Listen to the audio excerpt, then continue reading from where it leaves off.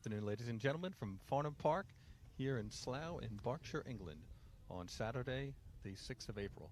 I'm joined here by my colleague from the Irish Baseball Federation, Peter Cavanaugh. Hi, Peter. Hey, Anthony. Pleasure to be here. Thank you very much. So this is the inaugural game between the London Meteors, member of the BBF organization, and Baseball England, and the Irish champion Dublin Hurricanes. So Fantastic. This is the inaugural and hopefully annual British-Irish Baseball Cup. Now, to give you a quick, folks at home, the Mets are the home team. They're warming up now, and we're going to have a first pitch thrown out by one of the umpires. I think we just had it as we were getting those introductions done. Gotcha. So a quick word on Darren Muller. He's a ex-Air Force, U.S. Air Force man. He's the longest tenured umpire who just newly retired, umpiring over 1,500 games here in the UK. And he's a technical commissioner of the Irish-British Baseball Cup, so it's great to have Darren involved in this capacity. It's a great honor for him to grace the field with his presence today. And the first pitch, I'm delighted to report, was a strike. Fantastic. Do you want to go through the starting lineup for the Hurricanes? Yeah, so leading off and playing left is Jose Martinez. Batting second is the backstop, the catcher Daniel Babcan. Playing the hot corner, batting third, number 99, Kelvin Almonte. Playing center field and batting cleanup, it's big Timmy Rodriguez. Playing second base, number 44, Frank Prieto. And batting after him, the starting shortstop and player manager, Roberto Marquez. Playing first, number 20, Steve Devito. Then there's the DH, Connor Murdoch. He'll be batting eighth. And then rounding it off is the right fielder, Tom Kelly. Your starting pitcher for the Hurricanes when it comes around is the daddy, Brendan Scott. So that's how they're going to line up on offense. The Mets on D. On defense, we've got Richard Minford, pretty tall right-hander, fastball, curveball repertoire. He's going to be the starting pitcher. At first base, we've got Jonathan Kremen. At second base, we have got Brad Power playing short. Short is Danny Santon, wearing 34. Right. Playing third base is Carlos Dominguez. Keep an eye on this gentleman, ladies and gentlemen. He's also going to be batting in the four-hole. Tremendous power. Playing left field, Mike Hoyes, not Moyes, Hoyes, important for the folks back home. In center field is Jordan Edmonds, and in right field, Roberto Hero. And Martinez digs in, ready to face the first pitch. Jose Martinez, they call him La Águila Negra, the Black Eagle. And the first pitch, strike one. Watches that one in, fastball for a strike. Good location.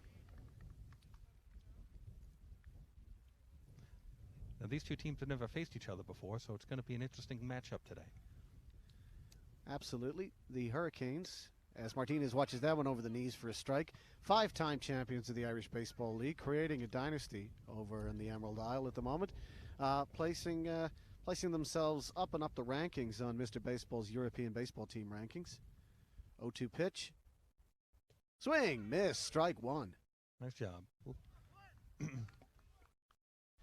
So Rich Minford dealing 3 straight fastballs. Challenging the hitters early, and every manager will like that, right? Throw strikes, and more strikes. Up comes the lefty catcher, Daniel Babcan, in the 2-hole. Babcan, unusually for a catcher, known for his legs, is a base-stealing threat, so if he gets on, the Mets have got to be ready to throw down to second, and he faces the first pitch of his at-bat. And that's in across at the belly button, strike one. 4 strikes in a row. Impressive by Mr. Minford today.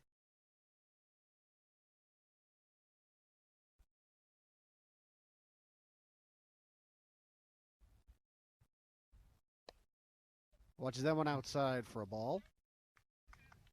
So Daniel Babcan, Slovakian player, has been in the Irish Baseball League for over 10 years. One of the most reliable backstops in the game. As he looks at the 1-1 pitch. And it's low and outside for a ball. Very close. So we're looking at a 2-1 count. So 2 balls and 1 strike to Babcan. Your umpires today at Farnham Park, behind the plate is Thomas Haywood, and in the field, Gabor Erdush and Robert Dixon. As that one misses as well. So 3-1 now to Babcan.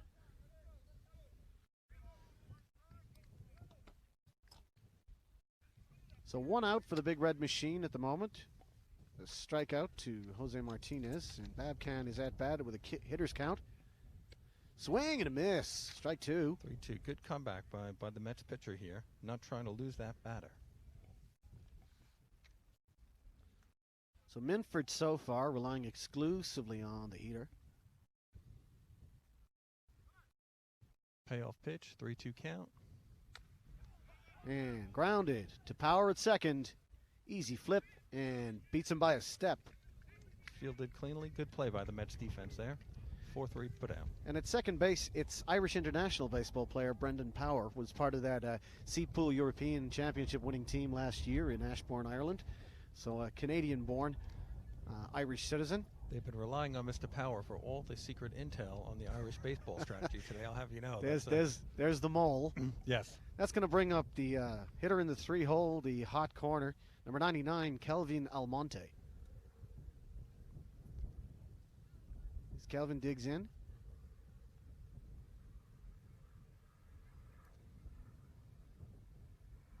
Minford wheels and deals. Strike 1. You know, every coach will say it. Drew Spencer, the skipper of the Mets, we'll get on to his history in a minute. But, you know, managers, pitching coaches, they like strikes. And that's in for strike 2. And that first pitch strike just changes the tenor of an at-bat completely, puts it entirely in the pitcher's favor. Defense love it when a guy gets strike 1 on the first pitch. Peter, that's a very good point. He's got the batter down 0-2, and he could kind of throw something curveball here. He could challenge him with the fastball. The batter is on the defensive. So Almonte chokes up. Swing, And miss, 3. strike 3, and the side is retired. 3 easy outs for Minford and the Mets, and that's the top of the first. Hurricanes failed to get a base runner. They go down by the strikeout, the ground out, the strikeout, and the hometown Mets are batting next. Gotcha. So a cool little bit of background on the Mets. They're skippered by Drew Spencer. Drew's been a coach here in the UK for over 15 years. He started out coaching his son in youth baseball. But he was a player from California. He went to Dartmouth and played some pretty Division I, good quality big league ball there. And, you know, work brought him here, and family things happened, and, you know, then the father and son thing happens, and before you know it, he's back out on the ball fields. And now he's kind of graduated these last 3-4 years as being the manager of the National Baseball League Mets, which, for you folks back home, that's the highest level of baseball here in the UK. And the Mets are 2 or 3-time defending champions, and they got a heck of a program. Warming up now for the Hurricanes is the pitcher Brendan Scott, an off-season acquisition for the Canes. He came from the Dublin Spartans, the crosstown rivals. Throws 2 kinds of fastball, throws a straight-up 4-seamer, throws a nice little 2-seamer with a bit of movement on it, throws a good changeup, and he's got a devastating 12-6 curveball that he can use in payoff positions. Brendan Scott, Ireland international, was part of that championship-winning team last year. He had been a starter for many years and ended up filling a very valuable bullpen role. He's a guy you can rely on. I've never seen Brendan get tired. He's a workhorse. He could throw pitch after pitch, inning after inning. In the B-Pool Championships a couple of years ago, he ended up throwing 102 pitches in a 6-inning start, and then came back in relief a couple of days later. So he's got a rubber arm out there, so he's not going to be too bothered by deep counts. He's going to want to get guys into deep counts. He's going to want to unsettle batters, and he's going to rely on a good defense behind him. He's going to try and get weak contact off the bat and trust in a stellar defense. The Hurricanes will line up around the horn, Almonte at the hot corner, Marquez, the player manager, at shortstop, Frank Grande Prieto at second base, and former Ireland international Stephen Devito at first base. Across the outfield, they have the leadoff hitter Jose Martinez in left. Center field is Big T-Rod, Timmy Rodriguez, and in right field, it's El Presidente, Tom Kelly. Leading off for the Mets is going to be Brendan Power, second baseman. Batting number 2 is Jonathan Edwards. Number 3 is the pitcher Rich Minford. Number 4 is the third baseman Carlos Dominguez. I'll go through the rest of the batting orders as we work through the inning. I don't want to miss any play-by-play here. Mets' objective: get runners on base. Got to pressure the defense. Got to make the pitcher think. So let's see how we do here. So now 2 Ireland international teammates facing each other.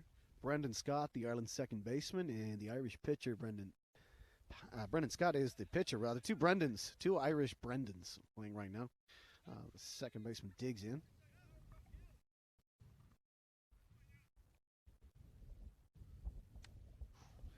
And he fouls that one away over the backstop. There's a cheeky little curve. First off-speed pitch I think we've seen today by any of the pitchers. As you said, it's going to be a challenge for the Mets hitters, and those curveballs will lead to weak contact. So the strat of the game is on here, folks.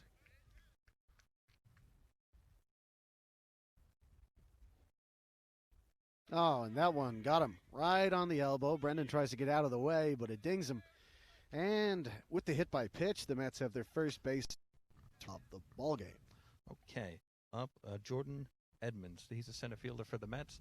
Got a runner on first base. It was light contact, so not a lot of bruising here for our Irish spy, Mr. Power. And Brendan, of course, he's got that pro setup. He was part of the Irish team that went over to Canada on a friendship tour. They ended up taking in a... the runner goes. Throw down to second. Throw down to second is safe. Not in time. So that was a high pitch, tough for the catcher to get to. The runner had a good jump on that. So this Dublin pitcher is going to have to hold his runners on, I think. Yeah, I think the scouting report is that they're going to try and run early and see if they can test Babcan's arm. You're right about the pitch. It was high. Babcan does have a cannon. He can throw line drives to second base. Now Edmonds digs in and watches this one, and that misses for a ball. Just outside. So we're going to have to check the pitcher now. Pitching from the stretch, it's different than the windup. He's going to have to check his runners.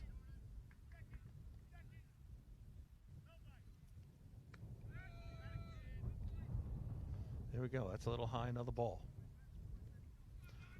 So for you folks on TV, you're going to see the middle infielders now. They're going to be toggling back and forth between trying to keep that runner close because the Mets look like they want to run today. So that's going to be an interesting game within the game. And that's a strike to bring the count to 3-1. Edmonds taken all the way on a 3-0 count.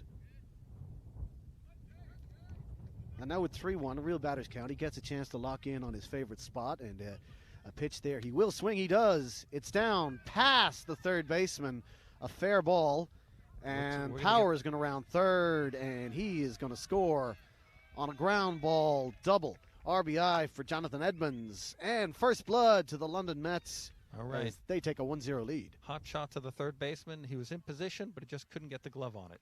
No doubt that ball had a lot of spin on it, too. So that was not an easy shot. Mets are... the Hurricanes are going to have the defense in order today because they are going to get a lot of balls hit, and they need to not make too many errors. Yeah, absolutely. And I think we're gonna have to score that one. That was a hard hit ball. I agree. Squeezed right through. So the starting pitcher, Rich Minford, is now batting with a runner in scoring position, and he watches that one high for a ball. So Minford, he on the mound has that deceptive sidearm motion. Doesn't look like it's going to come at you as fast as it does. I call that sort of sneaky fast. There's a ball. 2-0. And early struggles for Scott as he can't find the zone early in counts. Like I said, the pitch count isn't going to bother him too much, but he is going to worry with runners on base, particularly in scoring position like Edmonds is at the moment.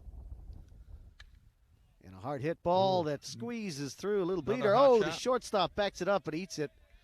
So he saves a run. Marquez backing up his third baseman, but no throw. So it's an infield single for Rich Minford, and now a runner at each corner for the Mets. Well, the Dublin third baseman's getting his work in early today, and a good heads-up play by the shortstop to hold that run. Yeah, Marquez usually plays the hot corner for the Hurricanes at shortstop today to accommodate Amante. And that's going to bring up big Carlos Dominguez. You flagged him before the broadcast started, Anthony, as a power threat.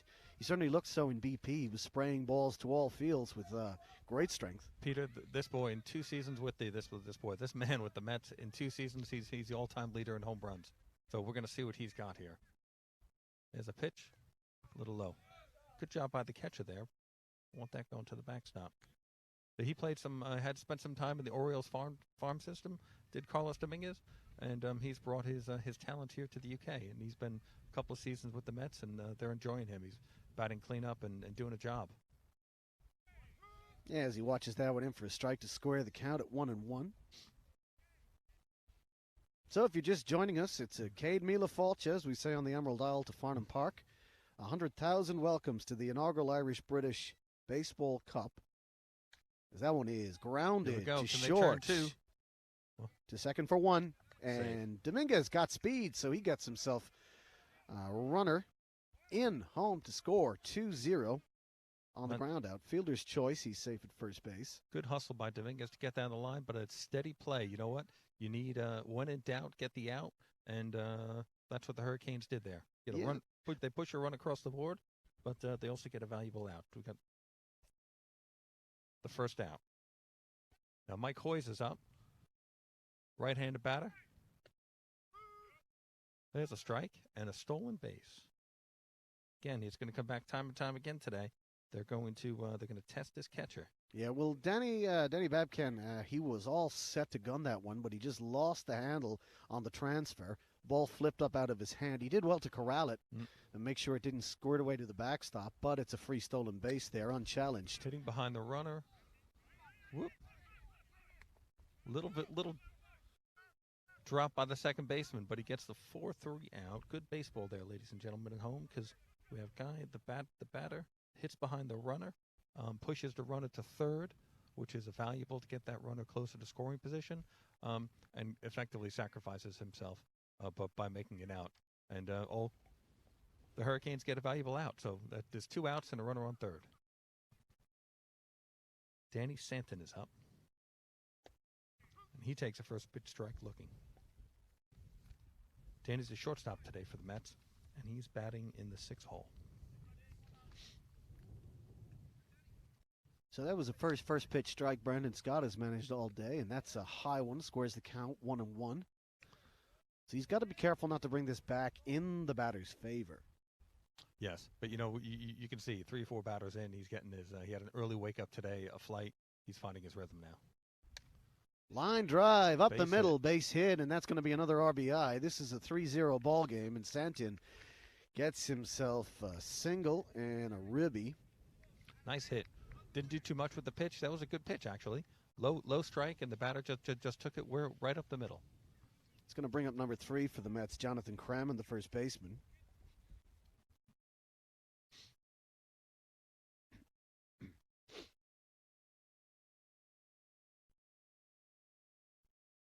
Scott delivers, and it's in the dirt for a ball. No runner this time. Nice job by the catcher to contain that. Last thing then the Hurricanes need is a runner advancing to second.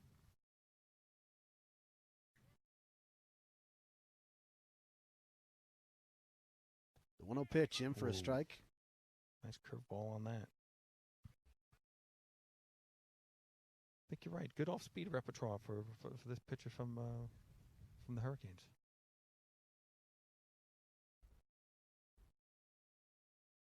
Yeah, one thing Brendan Scott is going to do is that one is hit out to Prieto at second base. He gets behind it, gloves it neatly over to Devito and 3 outs. But 3 runs score on some intelligent batting and base running. And I think you're right, Anthony.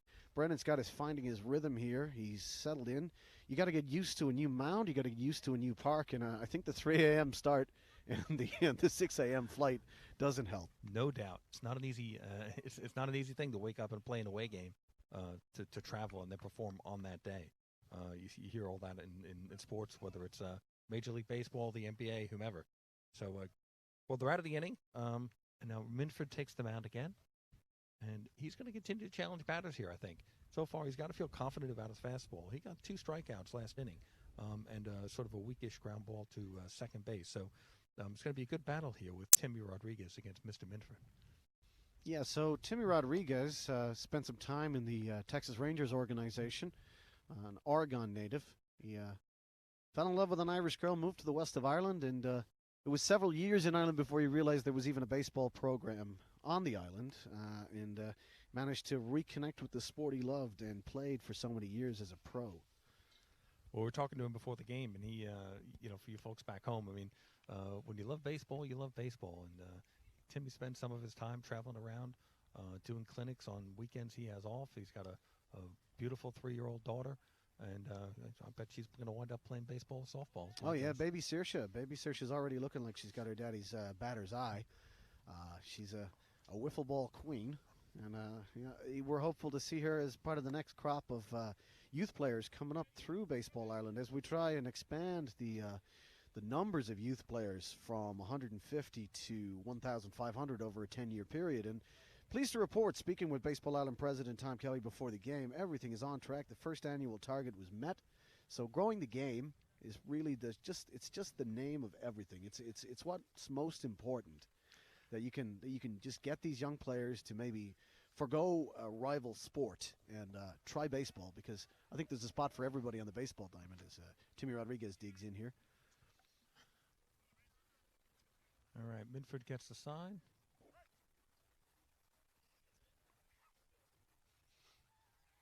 Here we go. Strike one at the knees. Minford, no runners on, but still pitching from the stretch. Just more comfortable in that position. We find that much more popular these days, these last 5 or 10 years, where people just pitch from the stretch as opposed from the windup. That one's up for a ball. Squares the count 1-1. The logic being, by pitching from the stretch all the time, is that you don't mess with your mechanics. It's one set of motion all the time. Swing and a miss at a ball down. So that's strike two. So 1 ball and 2 strikes to the big Hurricanes cleanup hitter. And I think when a pitcher decides to go from the stretch 100% of the time, it's a trade-off. You get that comfort in your mechanics, but you potentially lose a few miles an hour on those comfort pitches with no runners on. That's well spotted, Peter. Ball all the way to the backstop, but no runners on, so no bother to the Meteors. That was effectively a waste pitch. He was trying to challenge him with something or throw something he hadn't thrown yet in the game. Try and get comfortable with it in a spot where it's not going to do any damage. You know, if you can get the bat efficient on that, maybe get lucky and get a strikeout.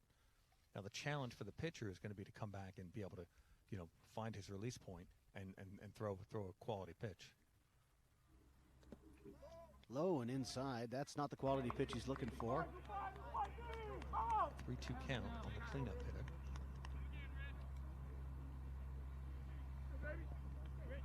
So Timmy's been at this game long enough. He knows it's got to be good if he's swinging. Here's the payoff pitch. And he walks him. So the Hurricanes get their first base runner of the game through the free pass issued to Timmy Rodriguez. That's going to bring up the second baseman, big Frank Prieto. So now we're going to see what the Hurricanes are going to do with their running game, because Timmy looks like a quality athlete. He's going to be able to move. So the catcher for the Mets, Aiden Pierce, he's going to have his hands full here. Let's see how he handles it. So big Frank Prieto, 2016 batting championship, Silver Slugger, and MVP in the league. Had a clean sweep of the league awards back in the 2016 season. Yeah, went the entire season without drawing a single walk. Wow. Until his first plate appearance at the championship game. And he took a 4-pitch walk. Wow. As they check Timmy back to first base, but he's not leading too far off, so he dives back home safely. Peter, I like that. I like batters that swing. I know the sabermetrics of the game tell you that walks are as good as a hit. The only way to become a good hitter is to swing the bat. Here we go. Runners off. Runner in motion. Pierce. The throw is high. Oh, got him. But the tag was excellent. So not the best throw, but good job catching the ball and basically tagged Timmy on the head. Thankfully, it didn't hit him.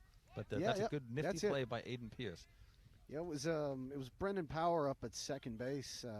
Tags out Timmy on the slide. The pitch just a little offline, but a great readjustment by the Irish middle infielder for the Mets as he records the first out of the inning on the base paths.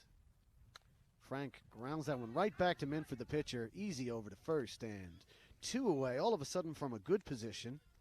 The Hurricanes have 2 outs. Out comes a shortstop, Roberto Marquez. Minford looks very calm and composed on the mound. Really has his stuff together. Quick note about Aiden Pierce. Aiden Pierce plays for the Great Britain U18 team, so he's not only quality player for the Mets NBL team, but he also represents Great Britain on a national level as well. First pitch swinging right out of his shoes at a good fastball. He just missed his spot, and that's a swinging strike one. Aiden caught my son William in Italy this summer, and my son William was very impressed with his catching abilities, his receiving capabilities, and Here's overall weak knowledge of contact the up the game. first base line, and they do well to keep that fair. And Kremen steps on the bag, 3 unassisted, and the Hurricanes go down without much of a fight. And the Mets will be up to bat to add to that 3-run lead in just a moment. So Brendan Scott resumes his place on the mound for his warm-up pitches.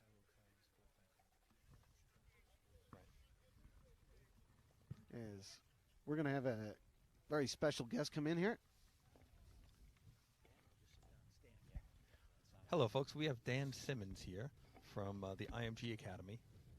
He was running some clinics today. Do you want to give me a headset as well? He was running some clinics today with a lot of the teenage boys here, the majors and the intermediate level baseball players. Dan, welcome to the UK. Is this your first time here for baseball? Yeah, first time ever here. I'll be honest with you, it's been just tremendous. Very, very excited that the British Baseball Federation brought us in. And, to have the opportunity to work with the youth here in the country and, just be able to spend some time and work on some of the fundamental skills, defensive, offensive. It's been very rewarding, and we're very, very fortunate that we're here. That's fantastic. I know these fields are relatively new. They're only a few years old. Mm-hmm. I've been to the IMG Academy. The fields are fantastic. How does this facility stack up? Well, actually, it's exceeded our expectations, to be perfectly honest with you. We've traveled all around. We've been to Korea. We've been to Japan. We've been to Australia. And to be honest with you, this is some of the better fields that we've actually been able to conduct clinics on. So we've been very, very impressed to this point. The thing that's been most impressive for us is just the coachability of the kids. The kids hang on every word. They really want to get better. There's a lot of passion and enthusiasm for the game, and anytime you have that, it's always fun to work with. I was looking at the field before, and it looked like you were doing some work on the middle infield. Maybe you could talk a little bit about that. just really trying to cover some of the the skill work of the kids, and really trying to teach them the basics. The proper way to field a ground ball, to how to do a backhand, how to do a slow roller. The proper foot position, and how you work your hands in fielding a ball. So. That's the part that we try not to get too complex on them, but, spend some time in teaching them the proper fundamentals so that can, as they advance through the game, those become so important to be consistent in your play. Well, Dan, thank you for being here, and thank you for taking time with the kids. It means a heck of a lot to them. Listen, I can't thank you enough. I can't thank the British Baseball Federation, Jerry Perez, for having us in. This is something that we'll always remember. Terrific. Well, thank you, ladies and gentlemen. That's Dan Simmons from the IMG Academy. So first batter up of the inning for the Mets was Robert Hero, and he just got hit by a pitch there. Just barely brushed his sleeve, but he's aboard. 2 hit batters here. And that's going to bring up the sting in the tail, the catcher, Aiden Pierce. As you mentioned earlier, Anthony, a GBU18 international player. Tenacious player, tough kid. He's the type of kid, very coachable, very hard-nosed. Basically, he's the sort of kid you want on your team. Scott checks the runner back to first base, and he gets that white uni dirty. I don't think anybody's going to go home clean today. That running game, there's going to be a lot of slides. There's going to be a lot of close plays. Peter, I think you're exactly right. And he's running now. Babcan can't get a handle on it. He just eats it. Again, he was in a good position to make the throw, but just lost it on the transfer out of the glove. Second time that's happened to Danny Babs today. So stolen base for Rob Hero. So the Mets are making a point here. They're going to challenge this catcher all day long to try and stop that running game. And now the pitcher's got to work a little bit harder on that.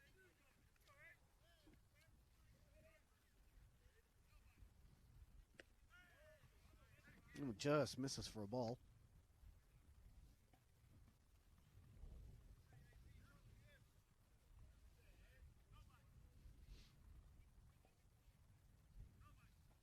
So no outs and a runner on second for the Mets.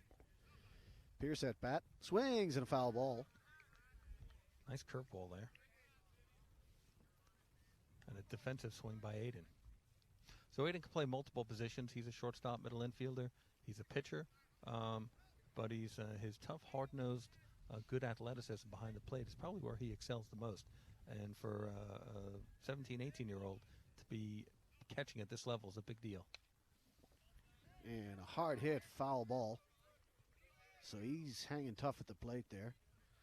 I think that's that tenacity you're just checking there. He's a dirt dog. He'll battle. He'll wait. He'll get his pitch, and he'll do some damage with it. He didn't have much to do with that last pitch. That was more defensive swing than anything else, but he kept the ball in play. 1-2 count. Little high. It is a good take on 1 and 2 because that one is coming in. You don't know when it's going to fall off the table. You don't know if it's going to fall into the zone or not. So that is a ballsy take. So 2-2. You're exactly right, Peter.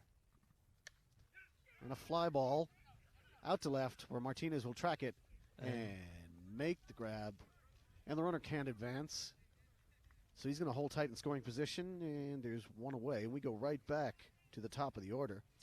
To Brendan Power, hit by pitch in his first plate appearance. Stole second and was later scored in on the Edmonds double. And if we go back to the last inning, the Hurricanes didn't get their first out until the fourth batter. Now they've got it on the second batter. So we see this pitcher finding his stride. We see the defense settling down. I think the game's going to find a little rhythm here.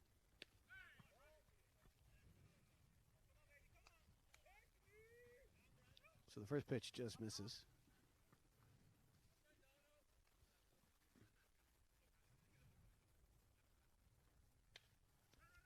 Ground ball, well stopped at the hot corner by Almonte. The throw, beats him by a step. Good bang play. And meanwhile, the runner will advance from second. So it becomes a useful ground out from Brendan Power. He grounds out 5-3, but manages to advance the runner. Tell you, I thought that runner was going to be safe. He double pumped at third base, and I was a little bit concerned he wasn't going to get the ball there in time. But big cannon of an arm. He gathered himself. Yeah, Amante can also play catcher. He has done at the highest level in Ireland, so he's got that good, solid laser throw. Yeah. So he backs himself at the hot corner. Well, he showed it off there, folks. Edmonds grounds it to short, where Marquez will scoop, throw to first, and the side is retired. Hurricanes looking like the Hurricanes on defense. Can they do it with the sticks is the question. Well, there we go. So that's the kind of contact Brendan Scott is used to producing, and I think he's finding his feet out there on the mound. I think he's realizing that the additional height, perhaps, to the one he's used to in Ireland, in the ballparks there. We don't often get to play on such a sparkling facility. This Farnham Park field that BSUK have built is just a wonderful facility. And it's we got softball fields all around. And one of the most amazing things, you just spoke to Dan earlier on, and he's, the fact that we can couple this Irish-British Baseball Cup with youth baseball so that the kids who are playing on the field next to us can just look over and see where they can be in just a short few years. They can be the next Aiden Pierce. They can be the next Rich Minford. It's really just a great opportunity for those young boys and girls. Yeah, and for your folks at home, on the complex here at Farnham Park, IMG ran a 3-hour clinic this morning with a whole bunch of the effectively the high school kids, so 12 to 16-year-olds, and on the softball fields there was there's a clinic for the younger kids, and they had so many kids for the softball they had to take half the kids and move them to one of the other fields. So it's a really good turnout today, and it's a really good, you touched on it before, the sport is about getting the young kids to play, and we had a really nice turnout today. And what's great about an event like this, not only is it an international event, but it's also going to give those young ones, as you said, a chance to see what they could be in a few years. It's pretty powerful and fun. Yeah, absolutely. Fun's the name of the game. I think if you can just introduce kids to baseball as a fun sport as early as possible. One of the things I've always found about baseball is it has the same attraction as a game like rugby league or rugby union, where there's a spot for everybody on the team. It doesn't matter if you're the big guy, the small guy, the quick guy, or the little guy. There's somewhere on the field for you. It's a skill-based sport, and you don't have to look any further than Jose Altuve from the Houston Astros. He's 5'4", 5'5", 5'6", and he's playing at the highest level and is one of the best players in the game. And at the same time, if you look at the New York Yankees, at a man like Aaron Judge, he's as tall as 6'1", 1,000,000. He's as tall as a tree. So you're right, and that's the fun about baseball. Speaking of tall guys, digging in now is the Hurricanes' first baseman, number 20, Steve Devito. Minford's had a pretty good go of it so far. He's through 6 batters, 2 innings. That one's a ball, and it squirts away outside to the dugout. Yeah, Minford has faced the minimum. He did allow a base runner on a walk, but Timmy was later retired, caught stealing on the base paths. So he's hurling a gem so far. There's a shot out to the outfield, but it is grabbed out there in left by Mike Hoyes. And that's the first out of the inning. We have a wind blowing in, so that's going to prevent any probably home runs today, or at least make it a bit more difficult. But at the same time, it gives these fly balls a little bit of sinking action. So those outfielders got to giddy up and make sure they get to the ball in plenty of time. That's it. It's always the challenge. You know, where do you position yourself as a center fielder? Where do you put your outfield? You're the captain of the outfield out there. Do you put him in? Do you play him back? Do you try and prevent the doubles, or do you try and go for the grab on a fading line drive like that? As Connor Murdoch, the designated hitter, digs in and watches called strike one. No, it's a real hidden art of baseball, how to play the outfield. Balls are coming off the bat at close to 100 miles an hour, and you don't have much time to react. So it's a challenge. And a swing and a miss for strike two from Murdoch. Murdoch is a new acquisition, his first season for the Hurricanes. He's a Bostonian native, but an Irish citizen. Came over to study in Dublin and was picked up by the Hurricanes ball club in the offseason. A good acquisition. Plays catcher, designated hitter today. He watches that one in the dirt for a ball. A little bit of a waste pitch by Mr. Minford there. Yeah, it's not a bad call. It's not a bad call behind the plate by Pierce to just put one in the dirt and see if you can entice a swing. It looks like it's coming in knee height, and it just fades off. Agree.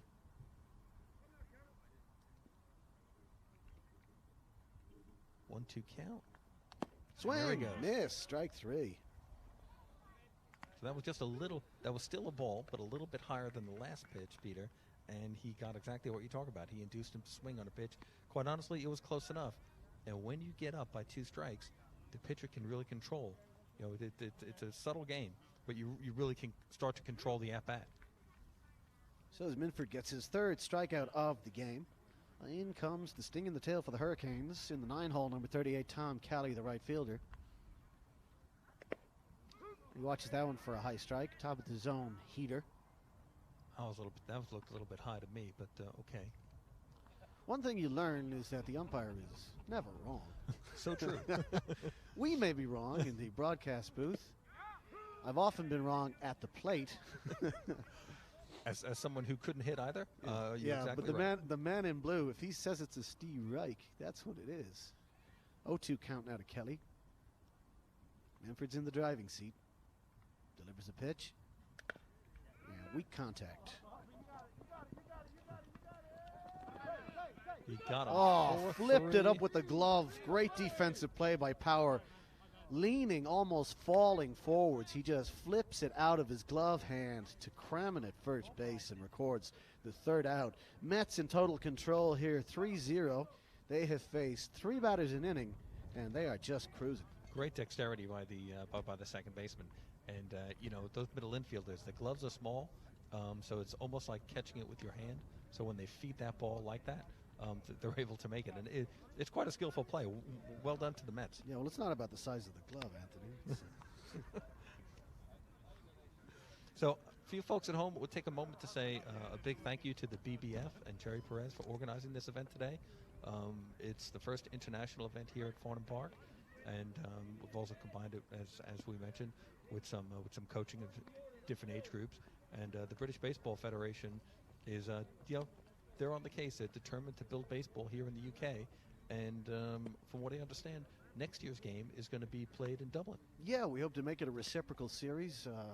1 year here, 1 year back home. It's just a great opportunity for teams to have a proper curtain raiser to the season, to try themselves against some good opposition that they're not going to face again in regular season. And above all, just to have a bit of fun out there. I think one of the key things about these kind of international friendship series games is that you can have a bit of fun. You can have a laugh out there. You know, guys are not going to be in mid-season form. We're going to swing the bat. We're going to have a little laugh. We're going to throw down a second and see how it goes. The name of the game is fun. I think everybody in the National Baseball League, even though the standard is incredibly high, as an amateur game, it's still a fun sport, and that's why people take it up. I think you're right. I was talking with Drew, the Mets manager, yesterday, and he said, obviously we want to win and play well, but he stressed that A, it's early, and B, we want to have fun. Right, we're here to have an exhibition. Minford digs in now, hoping to aid his cause with the stick, and that's low for a ball.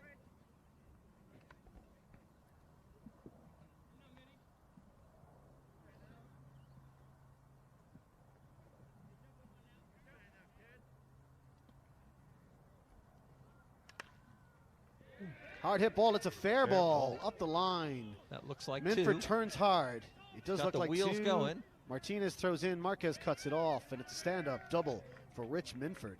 So a single and a double now for the pitcher who's spinning a gem, really adding to his own totals out there. He's having a great game so far, and he is going to put a runner in scoring position for the ever-dangerous Carlos Dominguez. Minford is Ohtani-esque in that he's pitching and hitting. He's doing it all here, folks. And he's doing it well. Even Shohei doesn't do it all on the same day. So true. Good pitch for a strike to Dominguez as he takes the first pitch of the at-bat. Yeah, one of the things you notice in amateur leagues right across Europe, right across the United States, right across the world is that the designated hitter isn't often used. There's a shot out deep to the outfield. Rodriguez tracking, makes the play. Minford tagging at second base is going to easily stand up at third.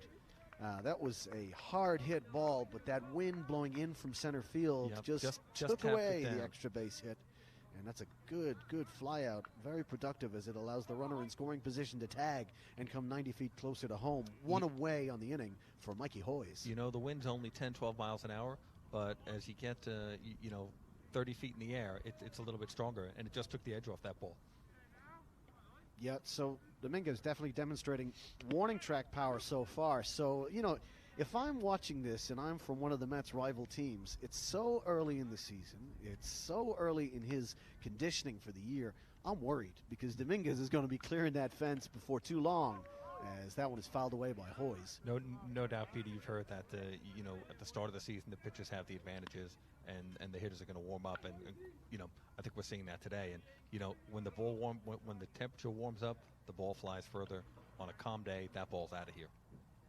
Oh, no doubt about it. He got some good wood on that one. That one is a checked swing for a ball, just a little high. A lot of crafty pitching here. And, in that first inning, a few tough balls hit right at guys, and they kind of lost a handle on it. But the pitcher's hanging in here quite well. As Hoyes watches that one inside for a ball. Yeah, Brendan is not going to overpower batters at the plate. He's going to rely on craft, guile, some stealth. He's going to try and mix up his speeds. One of the key things he can do in any at-bat is, as well as throwing a good changeup and a good curveball, is he can take a few miles an hour off the fastball and just mess with guys' timing at the plate. Well, so far he's been able to keep the batters off balance. There's a shot on the ground. Prieto struggles. He's going to regather and not going to get the out, so you can score that one an error in your playbooks, but it's an RBI for Mike Hoyes. Yep. Tough one. I don't think the second baseman got a good jump on that. And it hit him in the glove, and it just scored it out, so probably some backspin on that ball. Yeah, Prieto was expecting it to be a backhand. He could take it, turn, and fire a strike to first base, but it just died out there when it hit the dirt, and he unfortunately just lost it. Couldn't snow cone at top of the glove. With right-handed batters, when you get to the second baseman and the right fielders, you sometimes get quite a lot of backspin on balls, and it's tough, right? Yeah, you're trying to deal with a fade to opposite field. It's just fading away from you and dying out there. Swing and a miss for a strike. Danny Saintine, the shortstop, he's batting in the 6th hole. He had a single and an RBI. He had a single up the middle his last at-bat. Nice and an RBI. Yeah, 1 for 1 on the ball game so far, Saintine. As that one just misses inside.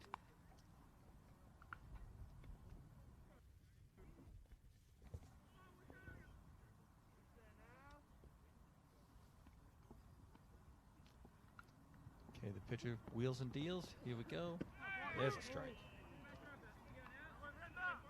So 1 ball, 2 strikes. I'm expecting the pitcher and catcher combination here to call something off speed and out of the strike zone. See if he can get a ground ball, maybe turn a double play. And it's a line drive to the outfield. Rodriguez tracking it, but it's going to fall. It gets some real estate out there in the gap. And it looks like it's going to be extra bases. Stand-up triple and an RBI. Danny Santini. Well, he put a charge into that one, and he's also having a great ball game. Second RBI of the game. And he adds to his earlier single with a triple. The Mets tack on a run as Hoyes, who reached first on the air, comes around to score from first base. 4-0 ball game, and a runner on third for Jonathan Cramen.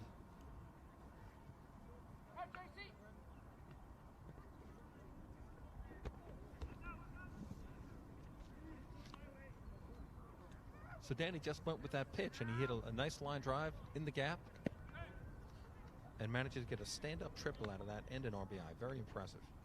So 5-0 the correct score, as of course Minford had come around to score earlier on in the inning. You don't always anticipate your shortstop. You think of him more as a defensive player. Yeah, if he can add some pop with the bat, it's just a premium. It's just a plus, you know. There aren't too many shortstops, even in the major leagues, renowned for their home run power or their line drives to opposite field like that. Now, for you folks at home, the Hurricanes have the infield in. They're trying to see if they can hold that runner, get the out. Nice play by the second baseman. That works out exactly as drawn up. That's 2 away now. They can go back to regular depth as the threat of a ground out RBI is erased as they induce a weak grounder to second base. For the second time in a row, Cramen grounds out 4-3. The second baseman Prieto to Devito. So nice job by the Hurricanes. They pull the infield in with 1 out and the runner in scoring position on third base. They get the ground ball to second. The second baseman looks the runner back and makes the out. Top quality baseball right there, Peter. Cerebral. That one just misses. Robert Hero is up. He was hit by a pitch and stole a base in the second inning. He's our right fielder today for the Mets. Checks a swing for a ball. Very close.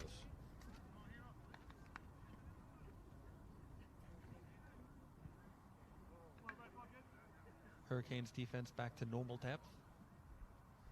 Pitcher deals.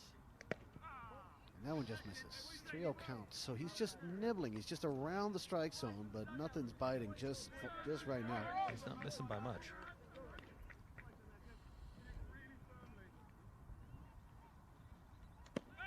Yeah, right down the pipe for a strike. Hero exactly taken all the way. Exactly what you talked about. He can take something off. He can throw a strike when he has to. And that was a great example of that.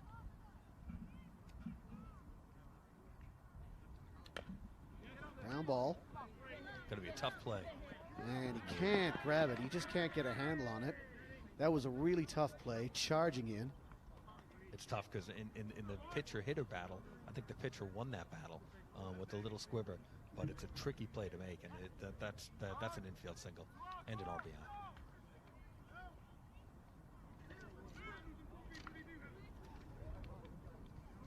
So the number 9 batter, the catcher, Aiden Pierce is up.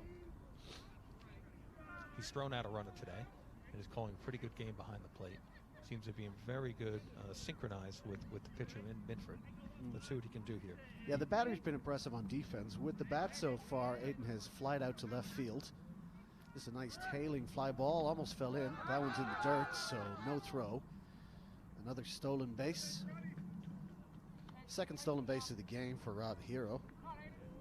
Third stolen base of the game for the Mets. They're going to keep challenging it, as it's a real issue for Dublin today if they hope to come back.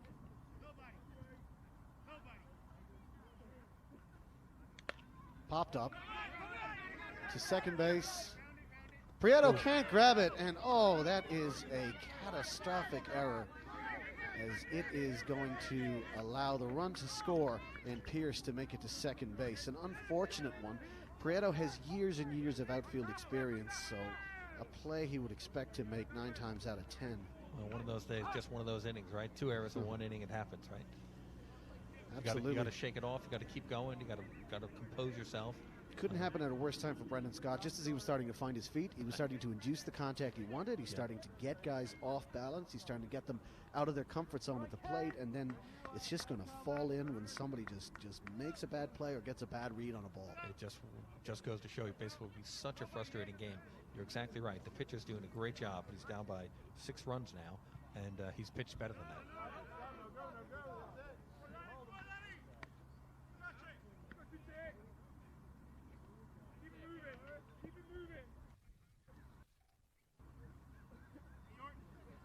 The leadoff batter, Brendan Powers, up.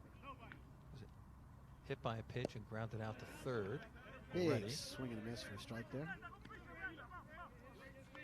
Yeah, so Brendan Power, he took the Irish baseball team to his birthplace in Windsor, Ontario, Canada on a friendship visit. They played some games. They took in a Detroit Tigers game across the lake as he lines that one, and it is caught as it died by Almonte, and the side is finally retired. Line drive caught at the hot corner. Nice play by the third baseman. It wasn't hit that hard, but it was hit hard enough. And nice play by the third baseman there to get the Hurricanes in the dugout. But they're going to have it all to do now. 6-0, and it's time for Roberto Marquez to talk strategy. He's going to have to look to his bench at some stage in this game to try and get a little bit of spark going. We're going to be back at least to the top of the lineup as we start the top of the fourth. And Jose Martinez is going to want to make amends for that early strikeout. He's a better hitter than that. He knows it. He is the reigning MVP of the Irish Baseball League. A fabulous player on defense, offense, and can pitch when required as well. So the Venezuelan native is going to want to make amends for an unimpressive first at-bat. Danny Babcan and Kelvin Almonte are also going to want to make do. I think that, that early start this morning kind of got guys, they still had cobwebs going in their brains and in their arms and in their bats. So maybe this time we might see the real Martinez, Babcan, and Amante as they come around. We've definitely seen the real Rich Minford so far. Well, we have a new pitcher on the mound for the Mets, number 21, Danny Santine. So 3 innings from Mr. Minford. He moves to first base, by the way, so they're going to try and keep his bat in the lineup. And why wouldn't you? First base, first time up, he had a single. Second time up, he had a double. I mean, they're kind of hoping that projects for the cycle so far. Absolutely. And for you folks at home, this is very, very early for the British baseball season. So that's why we're not seeing, there's no injury concerns. This is just about getting enough work in for all the pitchers and then not taxing somebody who hasn't thrown probably enough yet to build up the stamina for 100 pitches or so. So this is, and remember, this is an exhibition, and we want to get as many players on the mound, as much exposure as we can to all the players. That's what Drew was saying. So as Lucas Friss comes in, and I think as a reliever, I don't think you're going to get a better spot than coming in 6 runs to the good, and a team that's kind of not been able to get a base hit so far.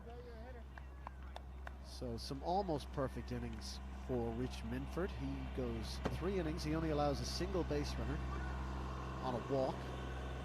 That was Timmy Rodriguez. He was later retired. He was later retired, caught stealing. Well, if you're the Hurricanes, you got to take the view that, hey, new pitcher, new day, new inning. Forget about what happened. Let's go get him. Yeah, that's it. Scratch it off. Brand new ball game. And as from the windup, Friss throws in strike 1.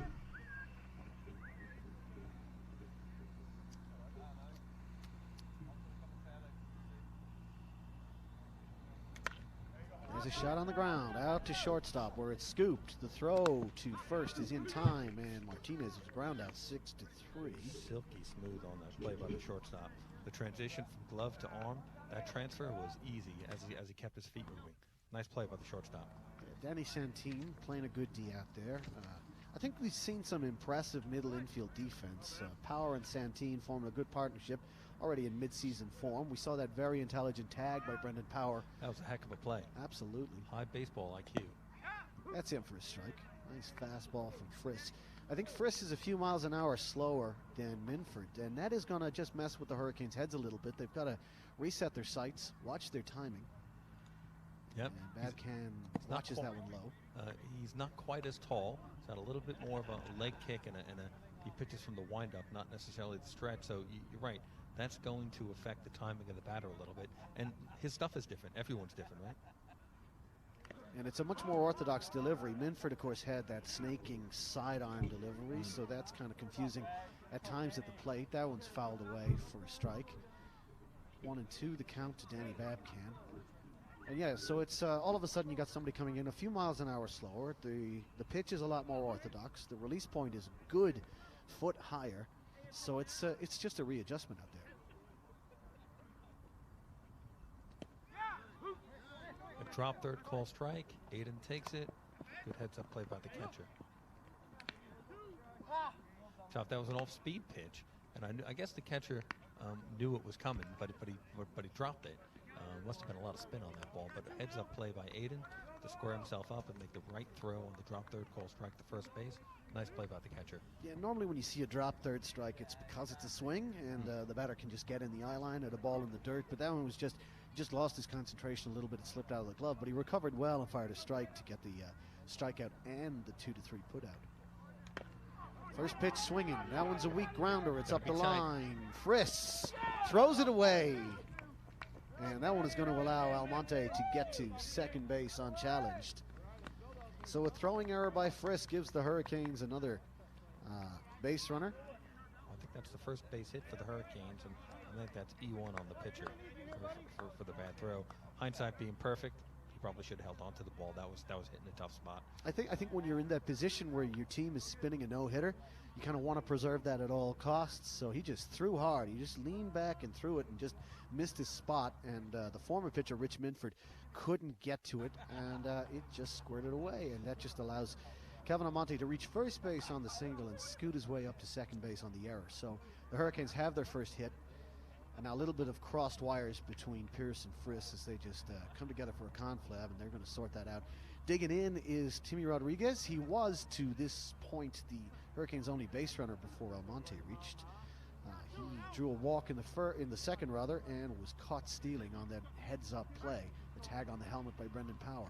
So a cleanup hitter, no outs, runner on second. He's looking to do some damage. So he's taking a strike with the new pitcher. He wants to judge that speed and velocity and arm angle and release point and see what he's up to now.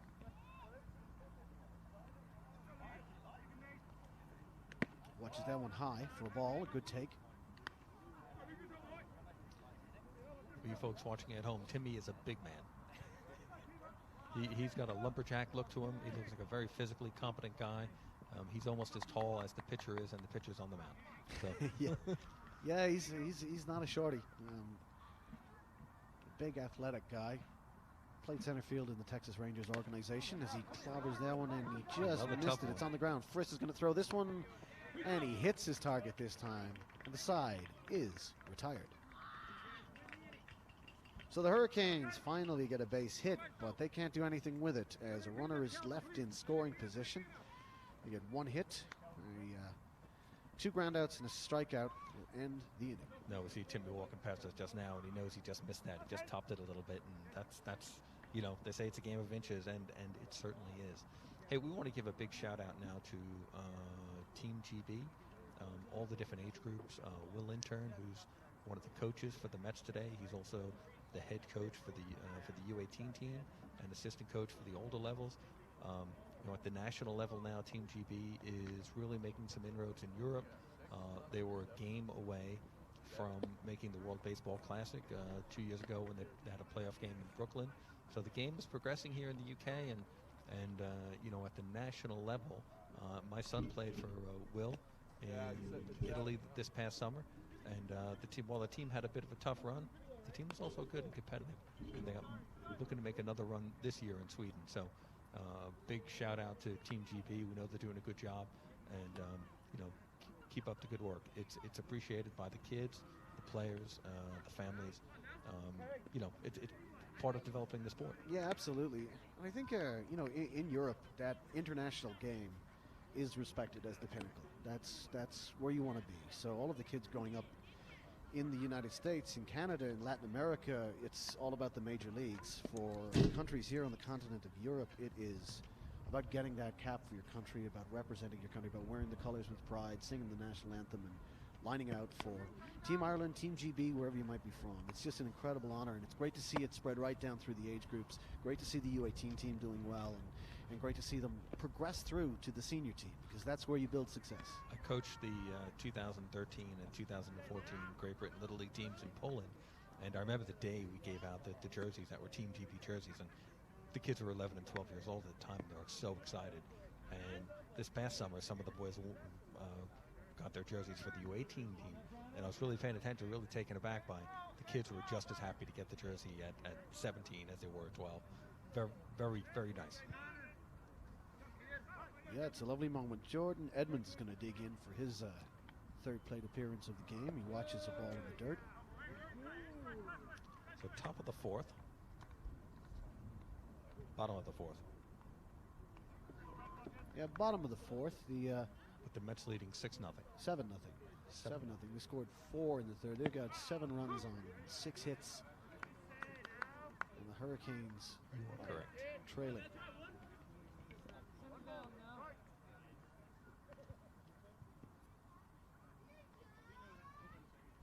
There's a shot to the outfield. Rodriguez in his tracks.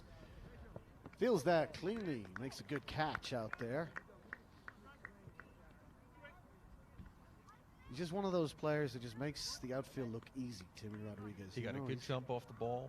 He got to where the ball was gonna land, despite the wind, so he moved his feet early, and then just settled under it. You're right, he made it look easy.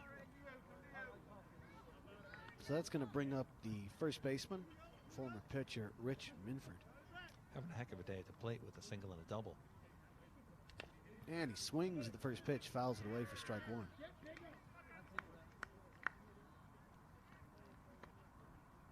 I think you touched on it. He's only 2 hits away from the cycle. Yeah, from the natural cycle, which is even rarer. Even rarer than a no-hitter. About as rare as a perfect game. As that one's in for a strike. So 0-2 hole now for Minford, and he's up against it if he wants to keep this hot streak going at the plate.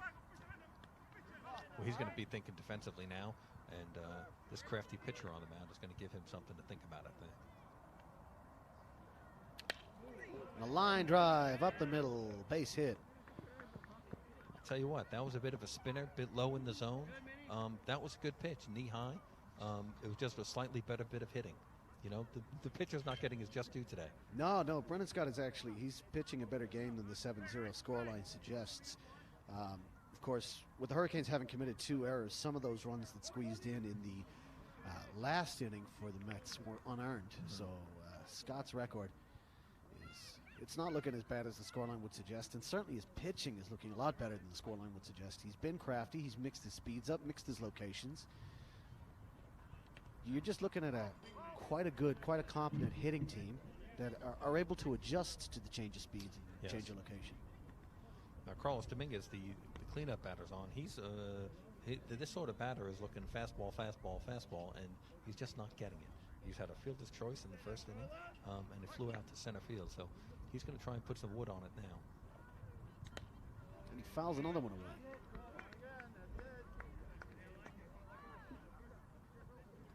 So the Mets are up. They're swinging. They're aggressive this inning, but they're not making a lot of good contact with the exception of the hard hit ground ball right up the middle from Minford. Dominguez holds the bat low. And a fly ball to left field. Martinez has to run a marathon to get it, but get it he does. Well tracked out there by Martinez in left, as that one was a pull shot out to the warning track. And he flies out. Dominguez. Funny game, baseball. If you asked me before the game started, you know, how the Mets are going to be up 7-0 in the fourth, how is it going to happen, and Dominguez isn't going to have a hit, I would have been surprised. But this is the way baseball is, right? He has his RBI. You know, he has contributed to the cause. He's played solid hot corner defense so far as well. Up comes Mike Hoyes, the left fielder. Reached on an error, got himself an RBI, and later scored. I was talking to Mike before the game. I said, hey, well, Mike, what position do you play? He goes, wherever the coach tells me to play. So, well, that's a good answer. That is an attitude you just want to have. I want every ball player on the roster to have that attitude. What position do you play? All of them. I'll do it. On the ground to second for one, and they take the third out the short way. And Mike Hoyes is a ground out victim. And the Mets don't trouble the scoreboard this inning. Hurricanes trying to get some D going. Can they get some O going? Up next, Prieto, Marquez, and Devito.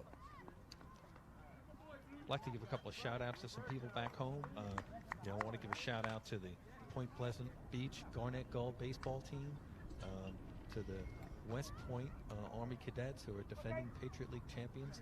There's a fellow there who's a captain, Cameron Opp, who played baseball here in the UK and played a little bit for Team GB. We've got some nephews at Westfield High School in New Jersey, and we've got another nephew at Saddlebrook High School. So we got to make sure we say hello. That's nice and international. Broadcasting all around the world. And, Absolutely.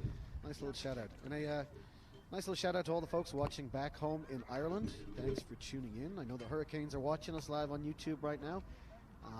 We have a lot of people from Baseball Ireland tuning in to cheer on the Hurricanes. They're up against it right now, so this is something that they're going to have to overcome. We have number 38 coming in for to catch for London. Replacing the catcher, yes. And did you get the other previous changes to London?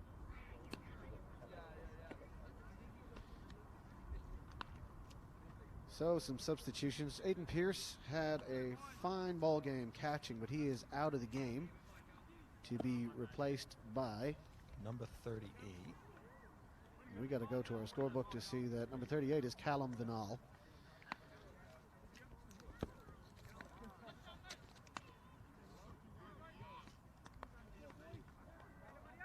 The wind is picked up here, folks, so we're sitting outside. We are have a few outside. things blowing around, so apologies for that. So Frank Prieto is going to dig in and face Lucas Friss, starting his second inning. Prieto hits that hard to the outfield where it is claimed by the left fielder, and Mike Hoyes puts that one away. I think Mike had a little trouble seeing that off the pad. He looked a little bit stunned there, but he got under it and managed to find it. Well played. So Prieto swinging at the first pitch makes life easy for the Mets with a fly out, and that's going to bring up the shortstop, Roberto Marquez. Grounded out to the first baseman in his last at-bat, all the way back in the second inning.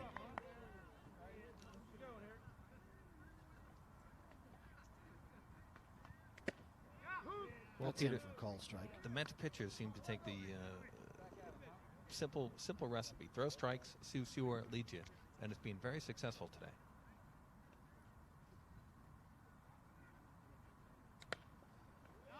It's a good swing, but he can only foul it straight back as it goes over the backstop for strike two. Just missed our technical truck. That would have been You'd have to call that one a dinger. Absolutely. That could have halted the broadcast. We could have gone home early. for you folks back home, where we had a foul ball during batting practice, and we call heads up, and the technical team here doesn't know what we're talking about. So we had a heads up. What's wrong with your head? So we managed to fix that. There's a pop-up in foul ground behind first base, and it's going to... Oh! Got it. My word! Rich Minford with a Superman dive. And that's an incredible defensive play. Almost falling backwards, he leapt to the air, got the glove out underneath it, and held on with the impact to the ground. Minford is having a superb ball game out there, and he just put that one away. That was easily going to fall in for a foul ball. Tremendous and just play. a harmless strike. But wow. I think Rich Minford does it all is the name of the movie. And I got to write that in my scorebook as a pop-up to the first baseman, but that does not... I mean, can you just put a little star next to that? You know what? I'm putting a star next to it because that was a diving play. It was caught behind him. That was a heck of a play. So a quick 2 outs, and DeVito's going to dig in. Steve DeVito watches that one for a strike. 1-1 count.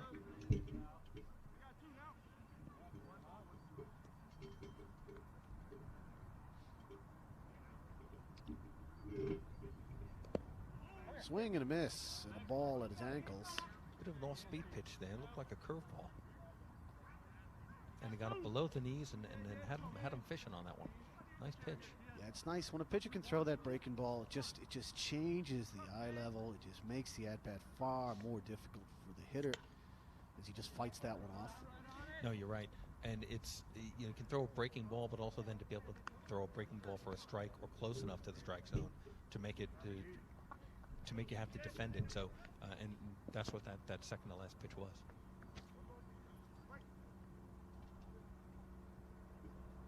So Devito has flied out to left as he fouls off another one. Devito's hanging in there. He's not. He's got some back control. Yeah, he's got a great eye at the plate. He knows what he's doing. He kind of swings at the one that he likes, but I mean, with 2 strikes on him, he's going to have to be careful out there. So he's just going to chop away at anything he feels he can't do anything with. Of course, the danger is if it's just out of his reach, that is a swinging strike. Oh, call strike 3. Got him looking. Outside black. And 2 or 3 curveballs in a row. Devito shakes his head as that's a called strike. And 1, 2, 3 go the Hurricanes yet again. Mets in control, up 7-0. And they're going to bring up Santine, the pitcher, Friss, and Robert Hero to bat right after this. All righty, 2 more quick shout-outs here. The ACS Cobham Cougars, that's one of the international high schools here, along with a few others, but they're playing the International School of Brussels today in a home doubleheader. That's our former hometown, so we're wishing them good luck today. And also a shout-out to the Richmond Knights and Phil Erickson and Cody Kane and those guys. My younger son played with them a little bit last year in preparation to go to play for Team GB, and a heck of a nice group of guys, and really trying to play baseball here, develop it here in the right way. That's great, and a big shout out to some good friends of Baseball Ireland playing here in the British Baseball League, to the Tonbridge Baseball Club in the county of Kent. A big hello to you guys, to the Kent Buccaneers, and to our old friends the Liverpool Trojans, who open up their home program with a doubleheader tomorrow. Up in Liverpool. Fantastic. They're going to be up in Liverpool playing baseball. Big shout out to the Trojans and the Tujans having a doubleheader tomorrow. And best of luck, guys. Best of luck for the season from your friends in Baseball Island. And for you folks watching at home and some of the viewers who might be listening from the States, you might have seen the sun come in and out here, and the temperature's dropped about 5 or 8 degrees, and the wind has picked up. And you know what? It might rain today. It might not rain today, but when you play baseball in England and Ireland, you know what? You find yourself playing in rain. You find yourself, if you don't play in rain, you don't play. Right? Yeah. We played in snow. Sometimes we've played in 30-mile-an-hour winds. It's just the way it is here. We tried it out for a while as a marketing slogan. Irish baseball, we like it wet. But Santine digs in. Faces Scott for ball low.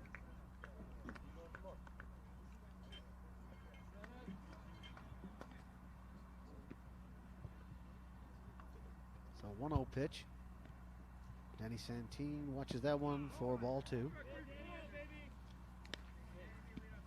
Danny Santine having a heck of a day at the plate. He sure is. 2 RBIs. He has a single and a triple in 2 at-bats.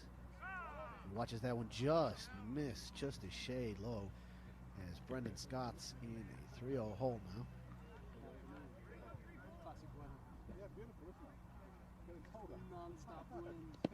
Taken all the way, Santine watches that one in for a strike. That's the question. With a 7-0 lead, do you give the guy a green light, just tell him go swing away, fill your boots, or do you just say, no, play it careful, play your game? I think these guys know what they're doing, but I would imagine they'd be giving them green lights here. Swing and miss, strike 2, fills the count. We talked about it being early in the season. We talked about people trying to find their stride. I happen to be a believer. You learn more by swinging than taking. 3-2 count. And that's down for a walk. Somewhere out there, Billy Bean just shuddered. He just shuddered. Bill James is wondering, is somebody walking on his grave? Somebody out there is talking about how walks are no good, swing the bat. Now we're going to be visited between the next inning by Liam Carroll, who's the head of the senior guys at GB Baseball. So really looking forward to having a chat with him, talking about GB's chance of getting in the Olympics. It'll be fun. Back to the action. Jonathan Crammon, the first baseman. Rounds that one to Marquez. Turn They go to 2. second for 1. Prieto fires it to Devito, but off the bag. So they get the ground out, and Crammon reaches on a fielder's choice. Crammon back into the ball game to swing the bat for the pitcher, Friss. Very close. They came close to turning that double play. Just couldn't get the pivot at second.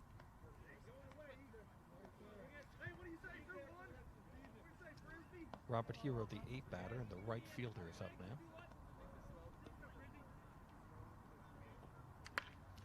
There's a shot to center field. Shot back deep, and that's grabbed by Rodriguez. Can of corn, as they say. That is actually, that's the current pitcher, Lucas Friss, who just hit that shot to center field. So he replaced Hero. Crammon went from first base to the outfield. So he retains a spot in the lineup. And Minford took the first base bag. Thank you, Peter. And this is going to be the replacement catcher for Aiden Pierce. This is Callum Vinall. No pronunciation guide. I really hope I'm saying that correctly. I think you're close enough. So as Callum digs in, he's got a runner on first base. I'm taking pride that I've been saying Hoys all day and not Not Moyes, Moyes. and I'm going to be able to nudge Jerry Perez. You know, for myself getting it right. Well, last year he got Hoys wrong. Little low. There's a ball.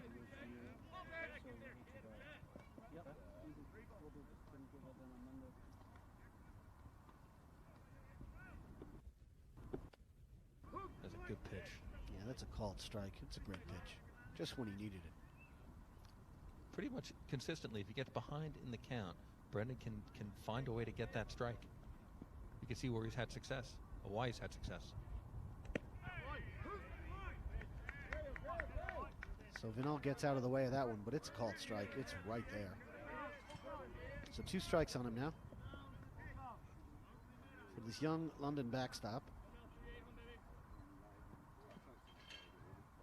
Base runner goes. Shot to left field. That's hit deep. Left field is back. He's under it. And Martinez makes the grab one-handed to retire the side. So for the second inning in a row, the Mets can draw a blank. The Hurricanes are finally finding their feet on defense, but they're going to need to swing that bat. Murdoch, Kelly, Martinez next. Gotcha, folks. We're going to be joined here by Liam Carroll. Want to give him your headset as well. Liam, thank you for joining us. Thank you so much for having me. There you go. Tell us a little bit about what's happening with Team GB. Well, it's such a huge year, from the U12 team through the U15s, U18s, U23s, and senior national team, all active this year. The MLB games in between, and then a chance to qualify for the Tokyo Olympic Games in September. Wow, so that's going to be at the most senior level, right? And a chance to qualify for the Olympics. That's very exciting stuff. What's the qualification process going to be like for Team GB? So we have the European Championship in September. That's 12 teams. We are required to finish in the top 5, and then those top 5 teams will fly from Germany to Italy for an Olympic qualifier, along with the top African team, and the winner of that tournament will go to Tokyo. Wow, that is GB baseball knocking at the door of the Olympics. That is absolutely great stuff. And I'm not going to ask you how you fancy your chances, because I know you fancy your chances. You guys are going to make the Olympics, no doubt. Absolutely. You know what? We'll say that we're the dark horse, but the caliber of player that we have, both domestically and internationally, is very high. We saw a taste of that a couple of years ago at the World Baseball Classic qualifier, where we were close to qualifying. I watched that game, and we played in Brooklyn. I watched that game on TV, and you guys were close. You were right in it. Very close. I won't say that I don't relive that one from time to time, but it'll be very exciting in September to get a shot at Tokyo. Sure. My son was lucky enough to play for the U18 team this past summer in Italy, and he'll be playing again this year in Sweden. And I tell you what, it's a big honor when a kid gets that jersey and gets to put it on. A real proud moment, not only for the kid, but for my son, but also for the parents. Absolutely. There's really nothing better, and I think the testament to that is the number of professional players we've had in our program over the years, even those guys, including players that have been in the big leagues, that we talk about GB being the ultimate honor. I just want to ask you one more question about youth baseball, because at the end of the day, when Team GB was going to want to have some homegrown talent all the way through the system, how much emphasis are you putting on the U12 team? A ton. We're really excited about that age group. We relaunched it last year after a hiatus, and there's some tremendous talent, and I think it's very important to get those guys a taste of international competition as early as possible. That's great. Look, Liam, good luck. All right, we're going to see you in Tokyo, and thank you very much for the time. Thank you so much. Appreciate it. Liam Carroll there, head coach Team GB. Fantastic follow on Twitter, by the way. Always good to see what's going on with Team GB, and Liam's got to give you that insight. Murdoch, the designated hitter, digging in now. He watches that one for a strike. We've got a replacement left fielder, a sub, Mr. Kettle for Mr. Hoyes. Key fans scoring at home. I know my wife Bridget is probably scoring.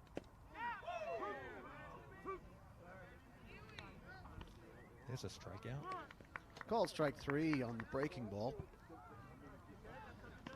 Friss had the 2-2 count, and he just pulled the string on a curve ball. Murdoch left it low, thought it was too high, and it just dipped in there and ate him alive. Well, it had a nice late break on that. That was really something. Back-to-back called strikeouts for Friss to end the last inning and start this one. Tom Kelly's up now. Grounded out to the second baseman in his only at-bat to date. And there was some heat on that one. Wow, he's just ramped up the speed right there. He certainly did. He had a little something in his back pocket. He was holding out and waiting on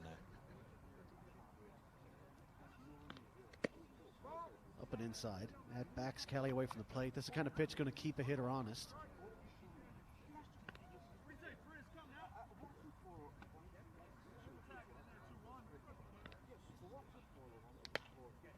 And that is popped into foul ground where it falls away harmlessly for another strike.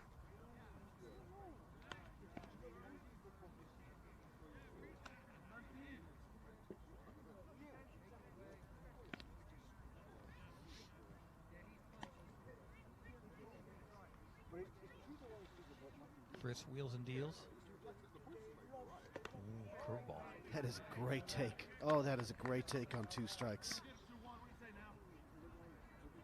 That was just in the zone all the way until about 58 feet, and it just died. He didn't miss by much. I agree. That was a great take. I almost don't know how he didn't swing at it.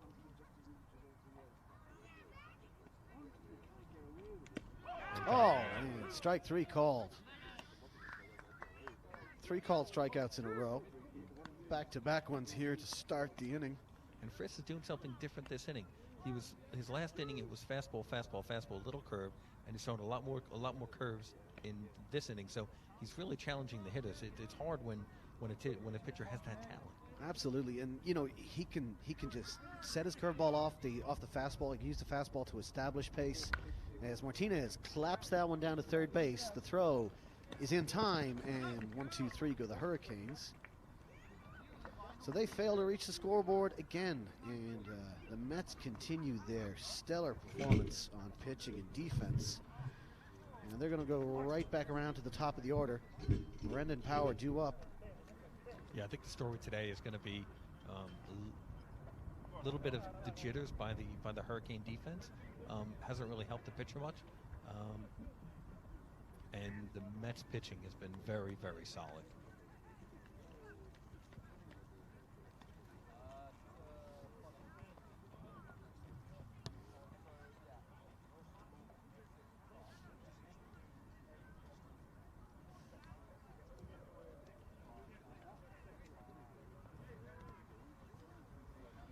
So Brendan Scott back out to the mound now as we begin the home half of the 6th. You said earlier in the game that Brendan can pitch for a long time. It is already 6 innings on a cold day early in the season. He does, in fact, have a rubber arm. Yeah, he can do it. I mean, he's got 2 starts already in the Irish Baseball League, so he's gone out and thrown 200 competitive pitches already this season. So, you know, coming into this game, he's got that slight advantage in his longevity, his duration, his stamina, his ability to just stay out there and deal. Unfortunately, he's just been finding a lot of wood out there. You know, I mean, it's the Mets who have dealt with this well. They have dealt with the off-speed pitches. They have dealt with the breaking stuff, and they've shown that they're more than a match for his fastball when he throws it. Well, he's a wily veteran, and no doubt he's going to keep battling away because that's what you do, right? You just never give up. No, I've never known the man to dip his head. I've never known him to give up. I've watched him throw. I've watched him throw great games. I've watched him throw losing efforts, and I've never seen him once have an ounce of quit. So that's one thing that they can count on. So up comes Brendan Power, the second baseman. He's had a great game on defense. So far, he is 0 for 2 with a hit by pitch. He has 1 stolen base and a run. But he has really shone with the glove so far. He's really shown why he's an Irish international. He's shown why he can play here at the highest level. in the National Baseball League. Brendan Power just really demonstrating some excellent infield defense with his partner, Danny Santee. No, he's done a great job. And batting at the top of the order. Checks a swing, but it's a called strike. Getting hit by a pitch, staying in the game, making a great tag at second base. He's displaying his all-around talents today.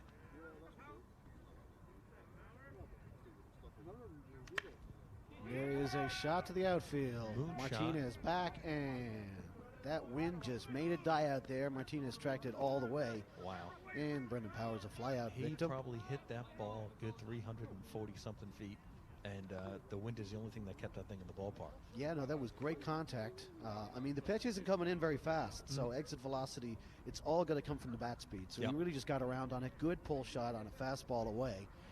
And that's going to bring up to the plate Jordan Edmonds, the center fielder. Has a double and an RBI earlier. Has flown out and grounded out as well. He watches down low for a ball. I'd say with all these Mets batters, Dublin doesn't have a strikeout today.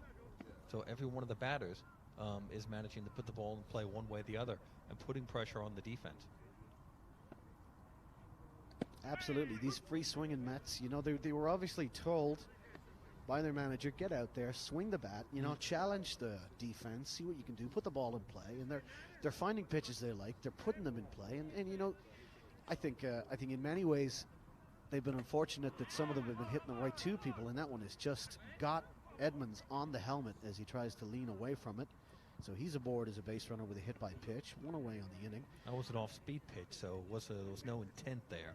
Anytime you see a player get hit in the head, you kind of worry about it, but that was just a glancing blow. Yeah, I think the batter's fine. It looks like Rich Minford is out of the game.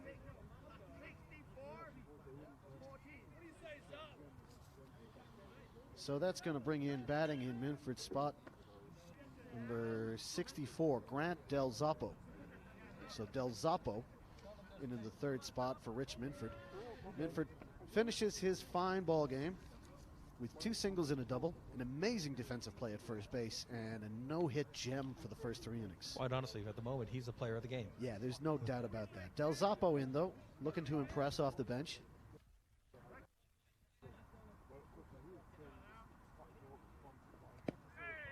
That's just low for a ball. Very close. Runner on first and 1 out for the Mets here in the 6th inning.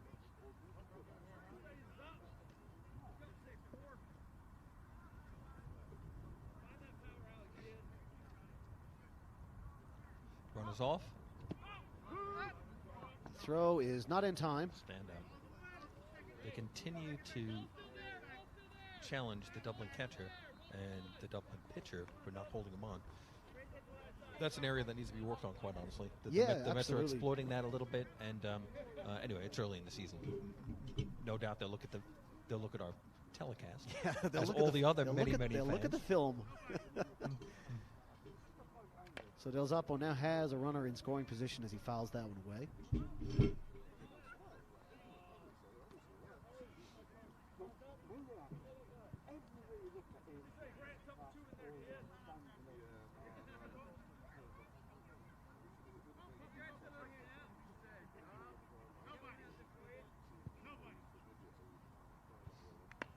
The pitch. Oh, he tries to check a swing, but it's a foul ball.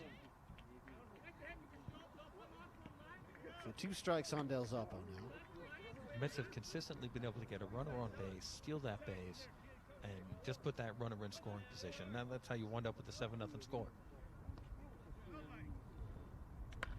There's a line drive, falls in for a base hit. Here comes the run. Edmonds rounds third and storms his way home. No play at the plate. The ball just reaches a shade too late. And on that throw, Del Zappo's going to add to a single with an extra base. Well, Zappo makes his impact felt immediately. Yeah, a base hit and an RBI for him off the bench. And that's exactly what you want. A guy coming off the bench cold and just delivering.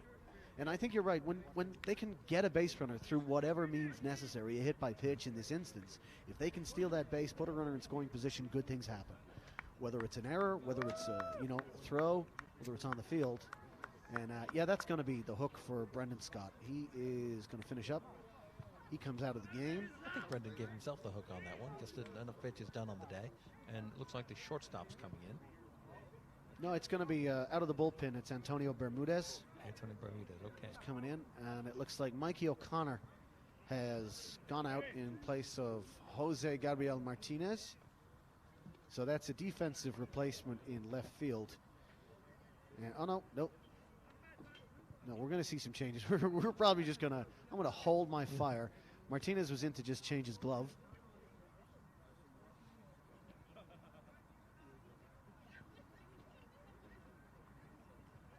Okay.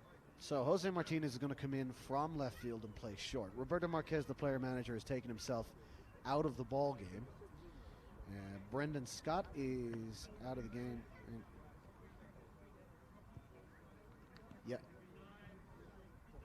So it's Marquez, in fact, who's going to pitch. Bermudez got warm in the bullpen, but they're not going to call on him right now. Now, is Marquez a player coach? Yeah, player coach, player manager of the title-winning Dublin City Hurricanes. So we're waiting on the official update from the Hurricanes bench.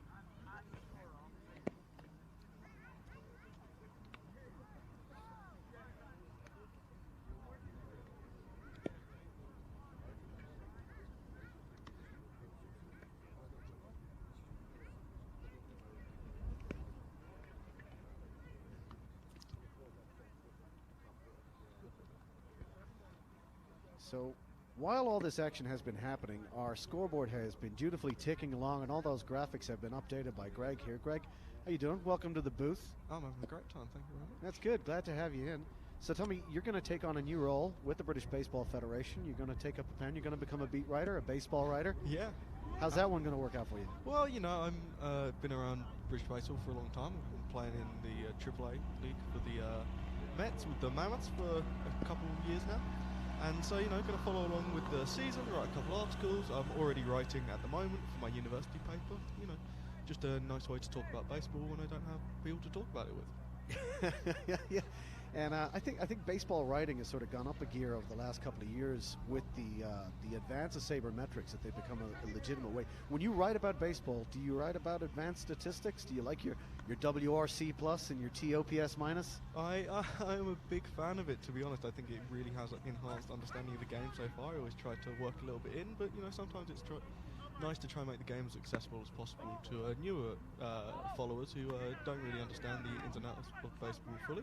So, you know, try and make it as easy as possible. And I think in Great Britain, that's sort of the challenge, because this is not a baseball culture. Baseball is up against so many other sports, as that pitch is in for a strike to square the count. Marquez dealing as he comes in, not out of the bullpen, but rather out of the shortstop position. So when you're trying to write about baseball, you're really trying to service two audiences, as that one is popped out foul. And, you're trying to speak to the beginners, the ones who might be interested in playing baseball for the first time, but you're also trying to keep the diehard fans entertained. How do you manage that?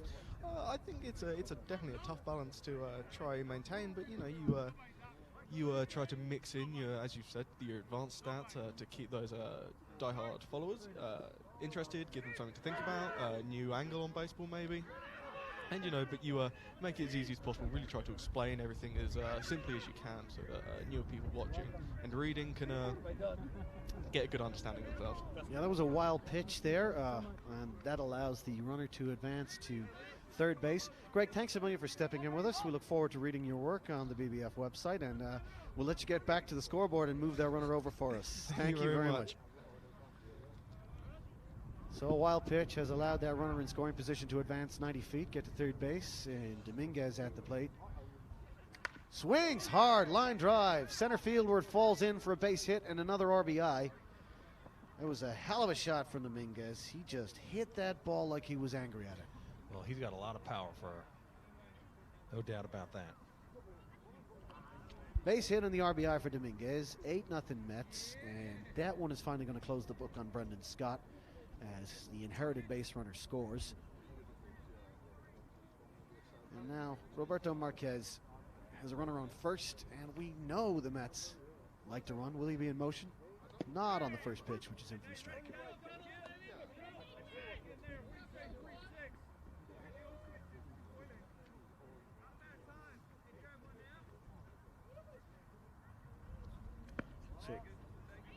Hoyes is out of the game. And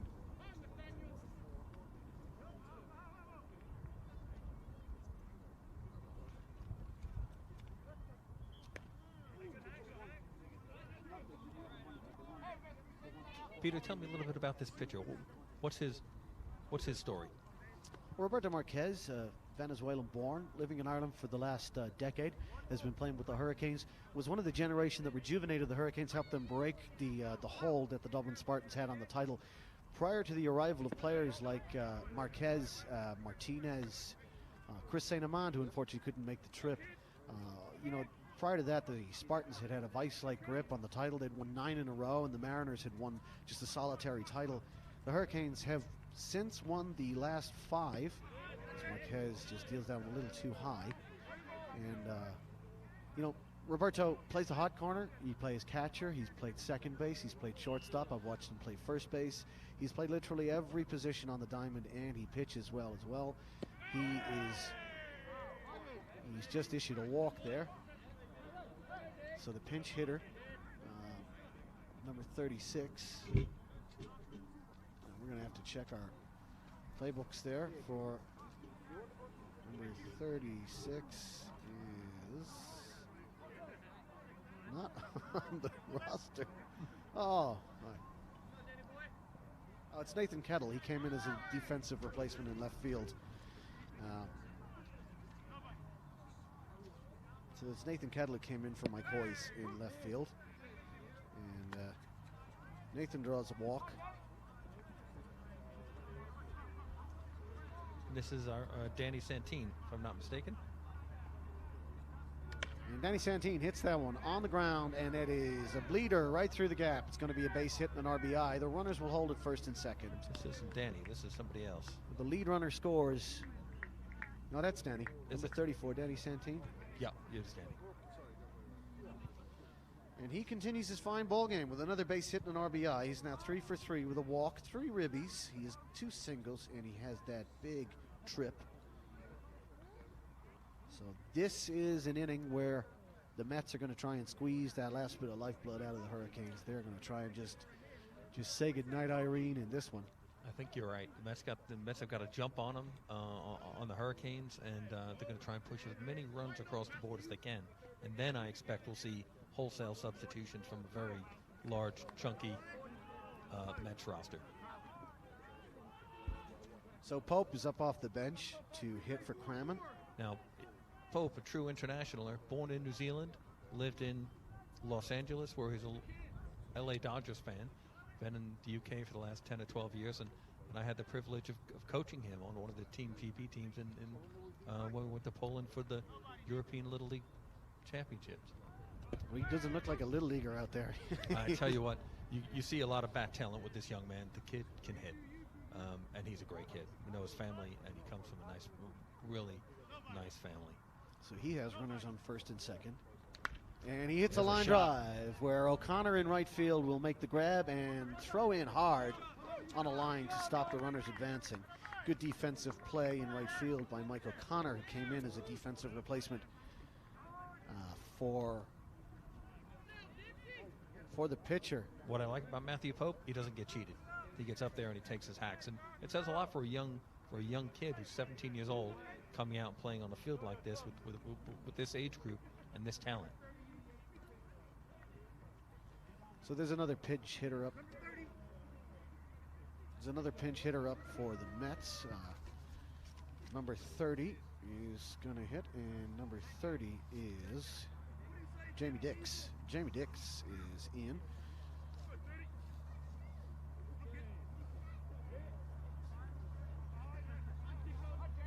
So Jamie Dix in the 8-hole.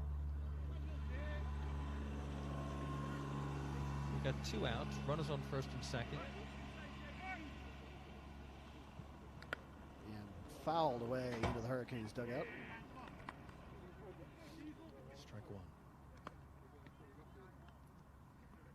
Another defensive replacement for the Hurricanes. Antonio Bermudez comes into the game at first base for Stephen Devito. So that's Scott and Devito out of the game. O'Connor and Bermudez in. The shortstop Marquez has come in to pitch. Jose Gabriel Martinez has come in from left field Nice to play slide short. step. Nice slide step by the pitcher on that one. A little bit of a quick pitch, if you will.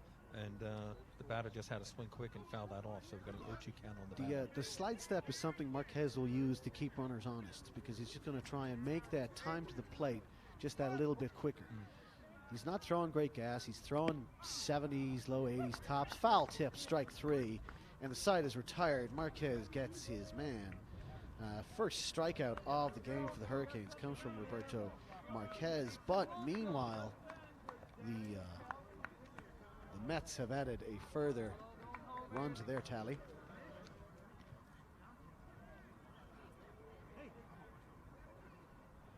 So they had another 3, and we got double digits now. It's a 10-0 ball game. Hurricanes are going to bring up to the plate Babcan, Almonte, and Rodriguez next. So I talked a little bit earlier in the telecast about Drew, the manager for the Mets, and you know how his journey came here, and he talked about how he started coaching his son.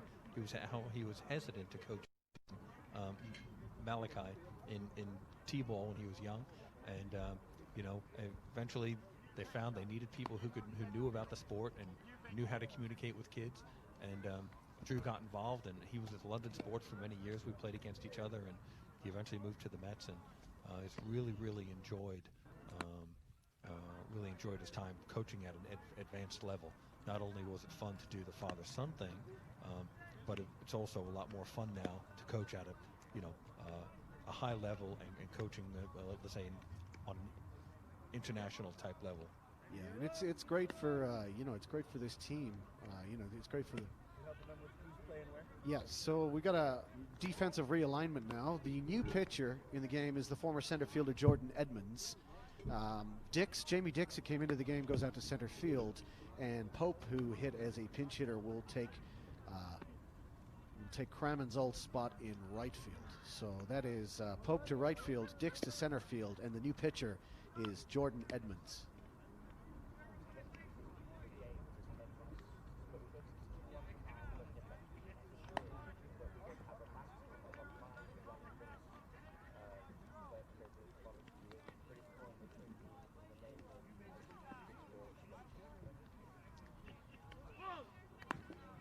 So the Mets have just put another nail in the coffin. They have a 10-run lead. Under normal rules, both in Britain and in Ireland, that would be the end of the ball game. But, the Canes have taken a long trip. We're going to play it out. I'm going to bring in the old Little League limit, 5 runs and out. And we're just going to have some fun, swing the bats, and then more importantly, going to have a couple of beers afterwards, because I think that's what this is all about. There's nothing wrong with that. And I think we're going to see a lot of new players for the Mets, and they've come with a big roster. They want to expose all their young players to an exhibition like this. And you know what? Great sportsmanship. The game's being played in the right spirit and at a pretty good level. Leading off the inning for the Hurricanes, it's a great moment for the Dublin-born outfielder John Hensey. Good number 79. 79. That's a good one. He doesn't like to share it, but we're going to broadcast it anyway. He wears it because it's the year he was born.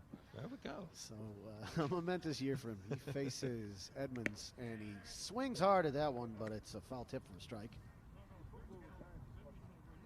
So he's coming in to replace Daniel Babcan, the catcher.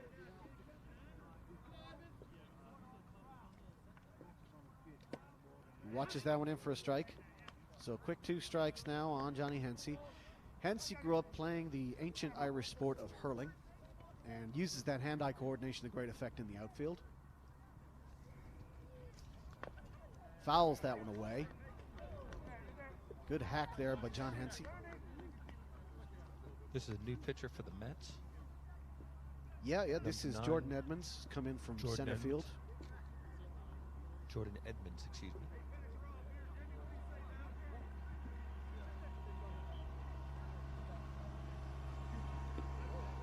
One thing about Jordan, Good eye on 2 strikes from Hensey as he watches that one outside. Jordan's a little unique. He's another right-hander by the Mets, but he doesn't. He brings his overhand, his arms above his head when he delivers. I mean, you don't see that very often these days. No, it's kind of a nice retro one. I like his wind-up as well. That one just misses. And Hensey battles back from an 0-2 hole to square the count at 2-2.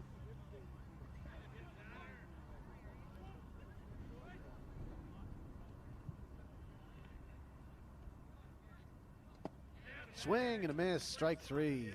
So he battled back to 2-2, but eventually Edmonds gets his man swinging. Very impressed with the Mets pitching today. Every pitcher on the mound has been able to come up and command the strike zone. And quite honestly, it's early in the season. It's a cold day. It's just not that easy to do. So hats off to the Mets. Absolutely. So Kelvin Almonte is going to come up. He has recorded the sole base hit for the Hurricanes in this losing effort so far. He reached first on a single and reached second on a throwing error by the pitcher. He watches that one in for a strike. Good fastball, belt high. Nice, easy delivery here. Ball comes out of his hand live. Doesn't look like he's putting stress on himself, and he's drawing strikes. That one's clipped away, foul. Now, one of the things about Edmonds' delivery, when he's there in the windup, he does that high reach back with his gloves. He's got that Satchel Paige thing going on.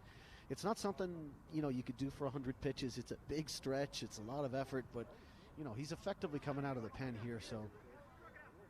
And there's a lot of moving parts, and the result of that is he hides the ball very well. So it's hard for the batter to get a read on it.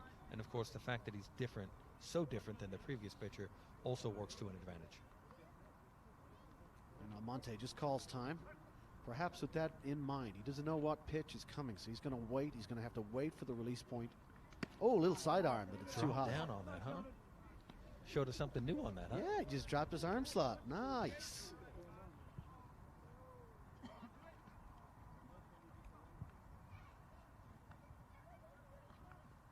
And that gets him.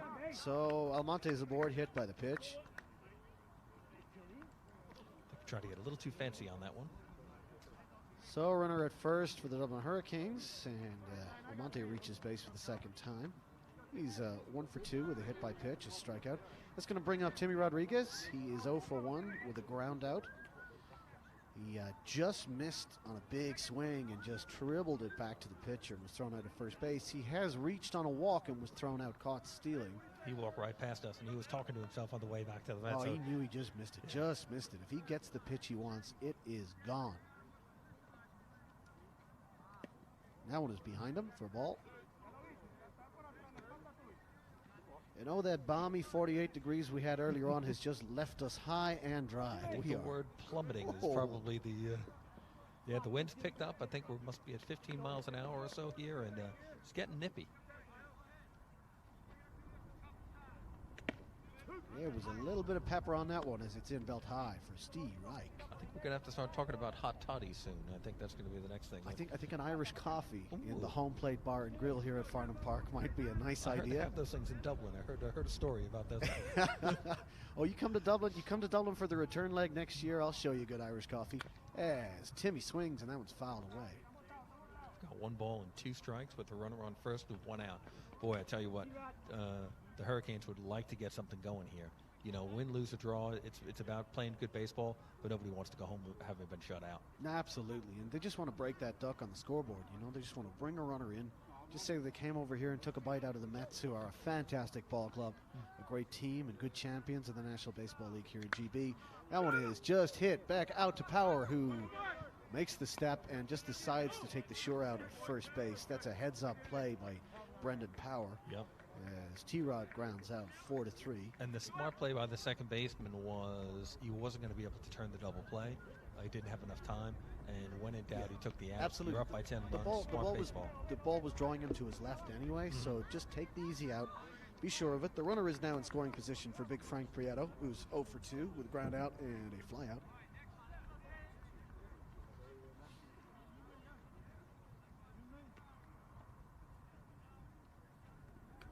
Watches that one. Oh, in for a strike that he just doesn't believe. I think sometimes Big Frank forgets how tall he is. It's a longer zone than you think. That one came in across at the letters. I think you mentioned the umpire's always right. Absolutely. Thomas Haywood, good solid umpire. I've had the pleasure of umpiring with him, and that is popped up. Major league pop-up way back and out of play. And right behind us in the broadcast booth there. That's a souvenir. I thought that was going to come and get us. Yeah. There's a little bit of panic there. And the reason why I'm here is lack of hands. If I could catch, I'd be out there. Absolutely. Yeah. Thomas Haywood, good umpire back there, very consistent, very authoritative. He's called a good game today. Yeah, absolutely. I think nobody on any side can have any complaints about umpires Dixon, Erdouche, or Thomas Haywood behind the plate. The Edinburgh native. A fabulous city. Have you been to Edinburgh? I have been. It's a It is beautiful absolutely city. beautiful.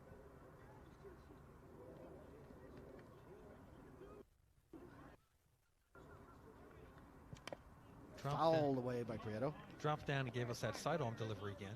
And sneaky. He's got a few tricks up his sleeve, this fella. Yeah, and Prieto could do nothing but fight that one away because he was not expecting that. He was expecting that high arm slot that, he'd been shown. Yeah, there's a little bit of the sneak to this guy. He's got that a little surreptitious little drop the arm slot, and it'll fool guys. It'll get him a lot of outs in the National Baseball League this year. You're right. Now the challenge is going to be.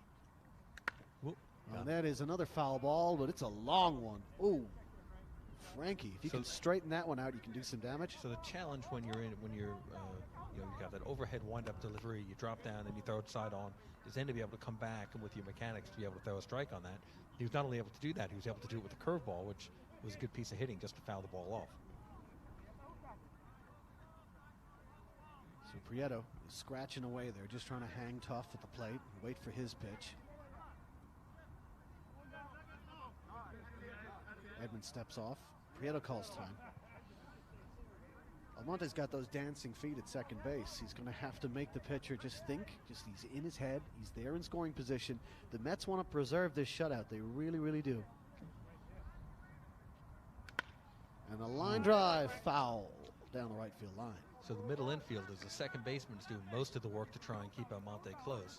The shortstop's trying to stay stable because the right-handed batter is likely to hit it to the shortstop. Yeah, absolutely. And they've seen Prieto already. He has grounded out to the pitcher, but that was in his pull field. Yeah. So he has shown that he's liable to pull the ball. So Danny Santine is going to hold pat, and Brendan Power is going to have to try and keep Almonte honest. And a line drive, and Brendan can't catch it. And makes the throw. Good recovery by Brendan Power out there.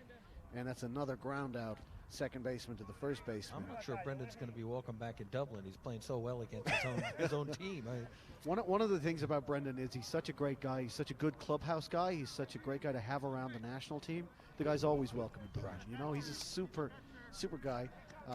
He teaches here in London. That's what brought him over to play for the Mets. So a fantastic teammate, a great guy to have around.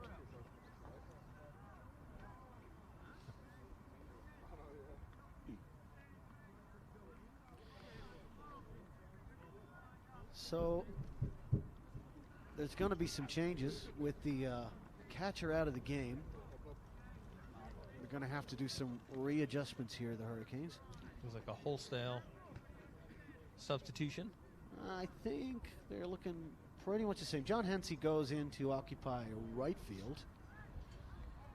Frank Prieto's back out to take his spot at second base. Bermudez is still there. Marquez is still on the mound. So the question of who's going to be the backstop. Now, when I look at Roberto Marquez, I see a player with a lot of moxie. You mentioned that he can play multiple positions. He's a coach. He's a manager. He's kind of like the glue that holds this Hurricanes team together. Oh yeah, absolutely, no doubt about it. He had got his first taste of managing a traveling Hurricane selection for the Belfast tournament. And yeah, okay, so the change is going to come at the hot corner. Mikey O'Connor is going to come in from the outfield. He's going to play third base, and we're going to see Almonte behind the plate. So one of the three catchers on the roster. He's the last one left eligible to play the position because today's designated hitter is out of the game, and Danny Babkamp has been taken to the bench. So it's going to be Kelvin Almonte behind the dish. Mikey O'Connor slides into the third base slot, and Johnny Hensey is going to shag some flies in the outfield in right field. Terrific. Now, I want to talk about Drew Spencer, the Mets coach, and I want to make a special mention to Sarah, Drew's fiance, who walked by me just before here. Their daughter Ella was with the younger group on the softball field behind us, and she whispered that if they lose the game, he's not welcome home tonight. Oh, well, you know, so I he's think safe, he's okay. I think, think he's you going to know. go home, and I think supper's going to be on the stove. I think he's going to have a nice, cool beer waiting for him. I think he's done a great game. He's managed a great game. As Kelvin Almonte digs in now to face Marquez. That's in for a strike at the letters. There's a strike. I do wonder at this stage of the game if the strike zone doesn't get a smidge bigger. Absolutely not. The umpires are the pinnacles of consistency. And that hits him. Vinal hit by pitch as a base runner.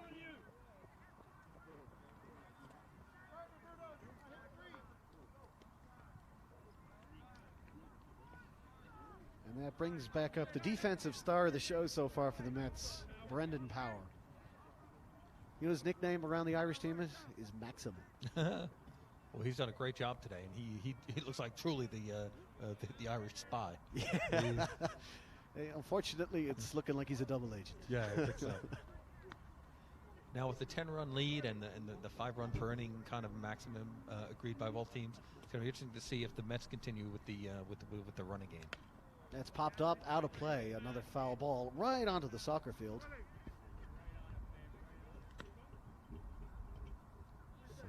So that ball is now a danger to two Saturday League teams trying to. Yeah, that could be a twisted ankle. Yeah. All right, we've got a ball, ground one to short, and No, it was hit so far deep back there. I mean, it was a good effort by Martinez to get to it, but that's an infield single any day of the week. And Power finally has his hit to get rid of his offer. He is rounding off a fine ball game with a nice little bit of base running there. That's going to bring up the current pitcher, Jordan Edmonds. He's got runners at first and second and nobody out. yeah, he's got a single and RBI, grounded to short, fly out to center field, and was hit by a pitch with a stolen base. That's in for a strike.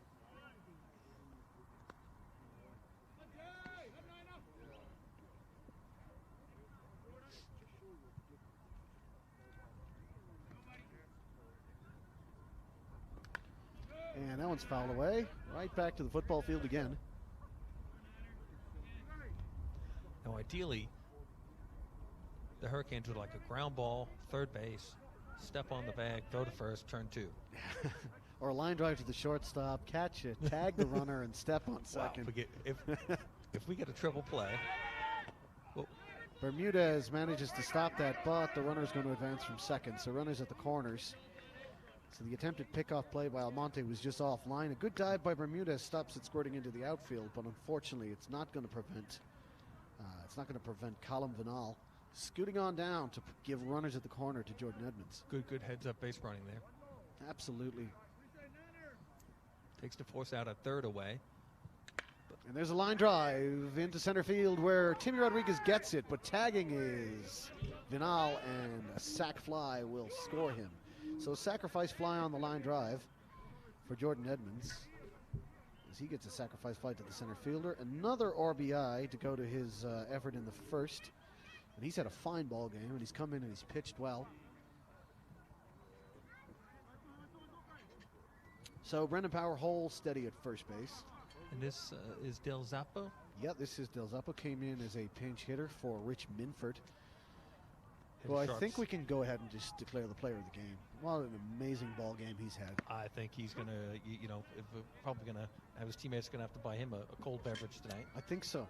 I think at least one.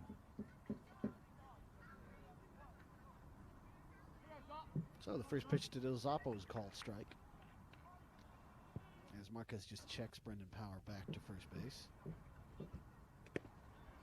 That's in there. 0-2 hole now on Del Zappo. So Marquez is hoping for a ground strikeout or a ground ball here. They want to try and get that lead runner if they can. Keep the run scored to 1 if at all possible. And it is on the ground to Prieto, who, it eats him up. No, he ain't going to throw anywhere. Very tough. Very hard hit ball. The hop just fooled him. Infield single for Del Zappo. He has singles in back-to-back innings. He's now 2 for 2 with an RBI. And that's going to bring up big Carlos Dominguez. Had a single his last time at bat. Yeah, he's got 2 RBIs. He's 1 for 3 with a single. He's 1 for 4 with a single, I should say. He reached on a fielder's choice. He's a victim of bad wind today. Yeah, oh, man. Because the wind's been blowing in on a fly ball to left field and center field. Yeah, he's had 2 long fly balls taken in on the warning track. Watches that one in for a strike at the belt.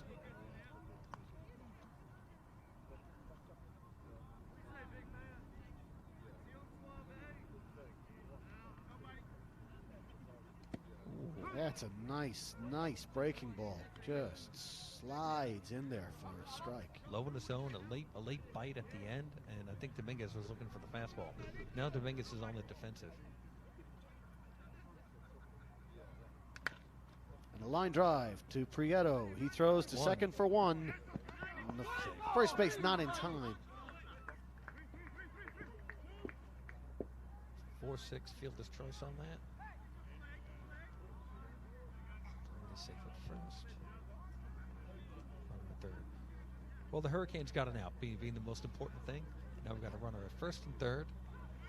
And that's 2 outs on the inning. Let's come bring up Nathan Kettle. Nathan drew a walk in his last at bat. He came in at the as a defensive replacement 2 innings ago. Left-handed batter. That's up. There's a ball.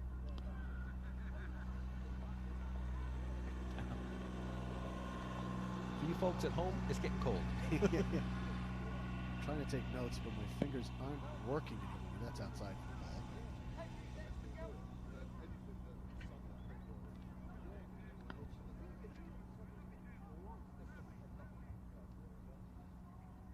So runners at the corner, 2 away. Swing and a miss for strike 1. Nice pitch.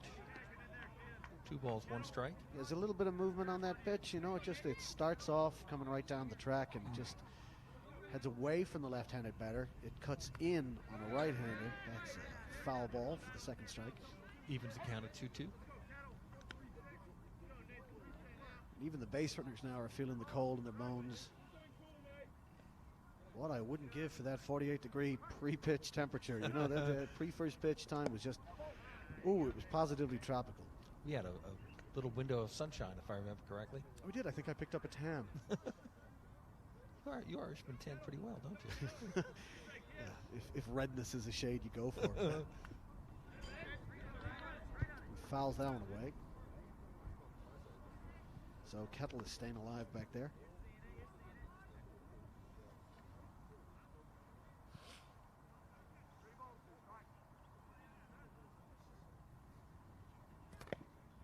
Foul tip, strike 3, and the side is retired. Nice play by the catcher there to keep that. But another run comes in to score, so it's an 11-0 ball game, and the Hurricanes are at this stage playing for pride, but it's important that they try and break that duck, get a few base runners on, and see if they can score on whatever it is. You know, they'll take anything. They'll take a C&I single, they'll take a sac fly, they'll do what they can now to just not go home empty-handed out of this one. They're having fun. I mean, they're all smiles. This is great. It's great to travel. It's great to play baseball. Yeah. And if anything, you know, next time round, in 2 years' time, we come back here, I think the boys are going to realize that they should get here the night before, relax, come to the ball game at their own pace, and, you know, not try and do it. I mean, the guys have been up now for just under 12 hours. So at 2:30 p.m., it's a bit of a shock to the system to say that. We've been on the go for 12 hours. There's going to be a lot of sleepy heads on the flight back to Dublin tonight at 9:30 p.m. No, that's right. And of course, you know, probably a few long faces, but at the same time, I can tell they're quite happy to be here and quite happy to have had this exhibition experience. And it's a nice experience for them to come to the UK. You know, this is the first international game here at Farnham Park. Yeah, and it's an absolute honor for Baseball Ireland to be considered and to be invited. Jordan Edmonds is going to resume his good spell on the mound. He is going to see if he can just put them away in the 8th. Going to be a pinch hitter. Roberto Marquez is going to take himself out of the game and bring in Joe J.Z. Zephyrin.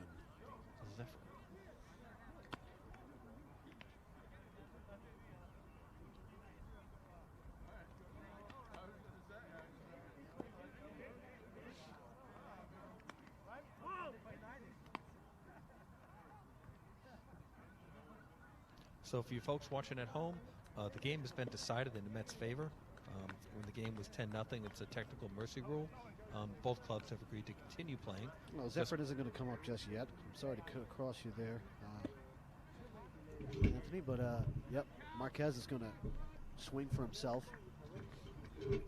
Get a chance to get an at-bat in an international tournament. Of course you swing for yourself. Silly, silly, silly, Mr. Kavanaugh.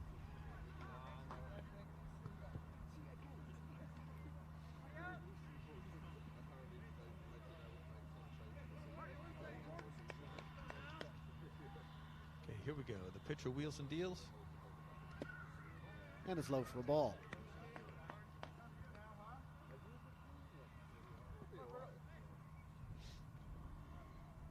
Marquez deep in the batter's box. Looking for something a pitcher can do something with. That Big is a swing. Big, big swing. Well, down by a bunch, might as well make an impact. Damn right. He's got the power. I've watched him hit it over a short fence in Belfast. I've watched him hit it over a long fence in Ashbourne. He's got some power, and that one is clobbered into the outfield where it is going to be corralled by the center fielder. And that is win. taken in out there by Jamie Dix. Tough day for fly ball hitters, and I think both of the cleanup hitters on both teams have been faced with the same issue, which they're hitting long fly balls, and it's getting, the wind, it hits that wind at about 100 feet in the air and tends to stop that ball dead in its tracks. Bermudez is coming in for his first at-bat. He came in for Devito in the last inning as a defensive replacement. He watches strike one. One of the things that's impressed me most about this Mets team is they have really gone for the jugular. They're not letting up. They're competitive guys. And, it would be easy in this kind of situation to start running yourself out on the base paths, to start throwing in lollygaggers, to see if you can give your outfielders some work. They've been competitive. I think all of these pitchers are trying to stake a spot for an opening day berth. And that one is just too low, breaking ball for a ball. And I guess what's impressed me most has been all the pitchers seem to be in mid-season form. They're able to throw strikes. They've got an off-speed pitch. They've got a drop and arm angle. Top notch. There's a line drive. There's a shot out to the outfield, but Dix has read it incredibly well. And Jamie Dix takes his second catch of the inning. 2 straight flyouts to center field. That's going to bring up Mikey O'Connor.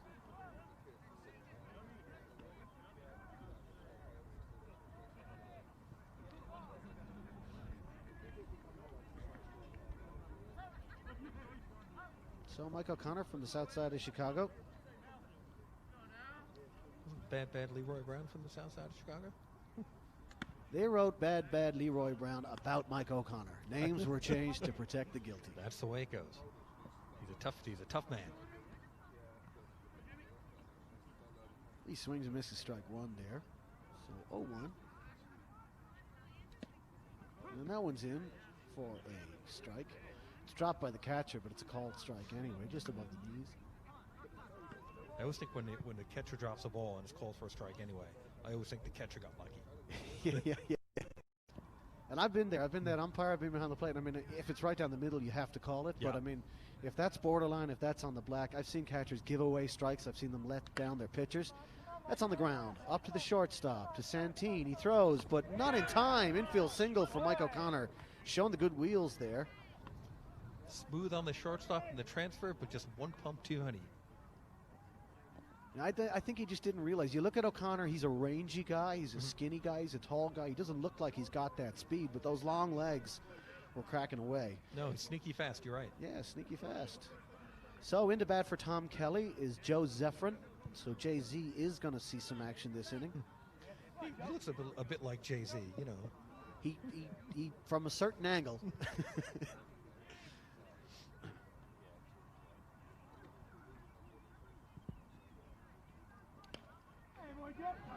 Swings at that one, and that was just, he swung at that one on his shoelaces. Good piece of hitting there, actually. Good back control. I mean, if it was 0-2, it's a good piece of hitting. I mean, for the first pitch of the at-bat, he's kind of wishes he had that one back. Well, he's come out of the dugout, and he doesn't want to get cheated, right? That's for sure. He's coming out swinging. Nothing to lose at this stage.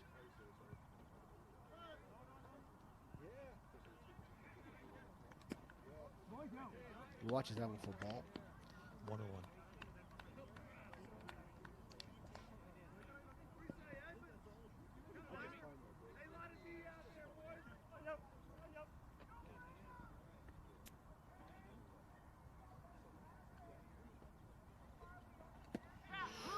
nice curveball there. Yeah, that's a great curveball, and Zephyr knows it. He just nods his head in appreciation of a he just beautiful buckles. pitch. He just froze for a second and thought, oh, what am I going to do with that?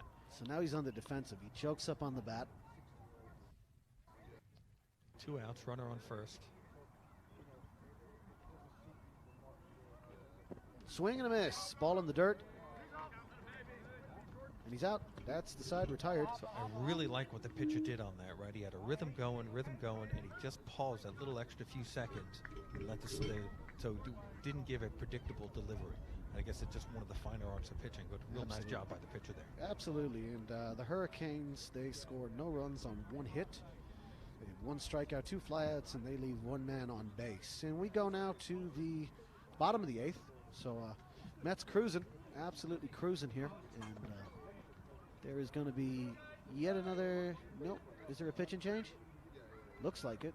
Roberto Marquez has not resumed his spot on the mound. He's going out to shortstop. And, yep, Jose Martinez is going to throw the ball for the bottom of the 8th. Of course, the way things are looking, there probably won't be a bottom of the 9th. But it's still been a fantastic baseball experience for this Dublin Ball Club. A club that doesn't get too many international opportunities. A lot of their players have represented Ireland on the international stage, but as a ball club, it's just something that's been beyond them. The difficulties of traveling to European competitions, they can weigh hard on Irish teams simply because of a lack of funding in the league. So there's going to be a pinch hitter, as Coach Drew has just come over to tell us that Mike O'Flaherty is going to come on up. Sounds like another Irish spy. Yeah, an Irish spy from Massachusetts, and another one of these young Mets players. County Massachusetts. One of these young Mets players that I had the privilege to coach when he was in Little League. And, Michael has just been cleared. He had some a fracture in one of his femurs. He's been unable to play for about a year and a half, and he's finally back and ready to play. And this is a boy in a family that loves baseball, and he's chomping at the bit to get playing. So shout out to Michael and to his family. He's a great baseball family. Well, it's great to see him back on the diamond. I think injuries have the potential to derail many a young career, so it's great to see him right back at it. So he just waits patiently as he is going to swing the bat in place of Danny Santine, who has had a great game with the bat. 3 for 3 with 3 RBIs and a triple, and he's also drawn a walk. So he has been on base all 4 times. He's just had a stellar performance out there. He's played a good middle infield with Brendan Power. So, if not for the amazing form of Rich Minford early on in the game, Santine would certainly be challenging for those player of the game honors. I think you're right. Minford came in and he did it in his 3 or 4 innings, and just said, my work is done. It's done, yeah. That's it. I don't got to hang around anymore. I've shown you what a good ball game looks like. There you go. Correct, exactly. So up comes Mike O'Flaherty. He's going to face the new pitcher, Jose Martinez. Well, Michael is 12 years old. He had a home run in Poland against a Dutch team. 200-foot fences. He hit it 275 feet. Oof. I'm not sure it landed yet. It was a game we wound up losing, which was a shame, but that was just one of those moments. He watches that one just drop below the knees for a ball.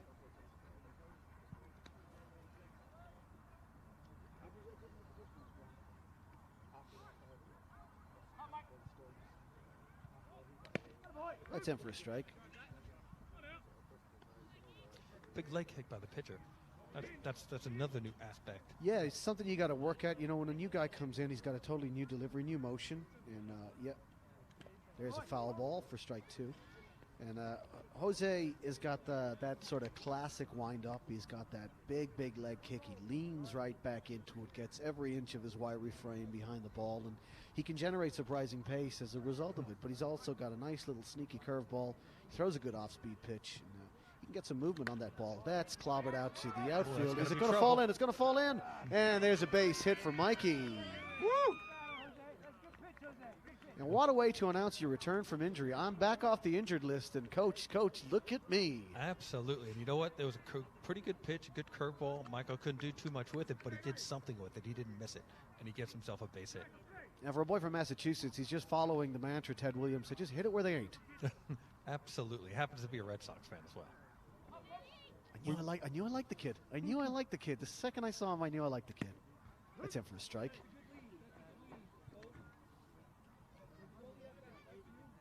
So Michael Flaherty and Matthew Pope are two examples of kids coming up through the ranks and being able to play from a young age, all the way through to the highest level here. There's a ball, 1-1.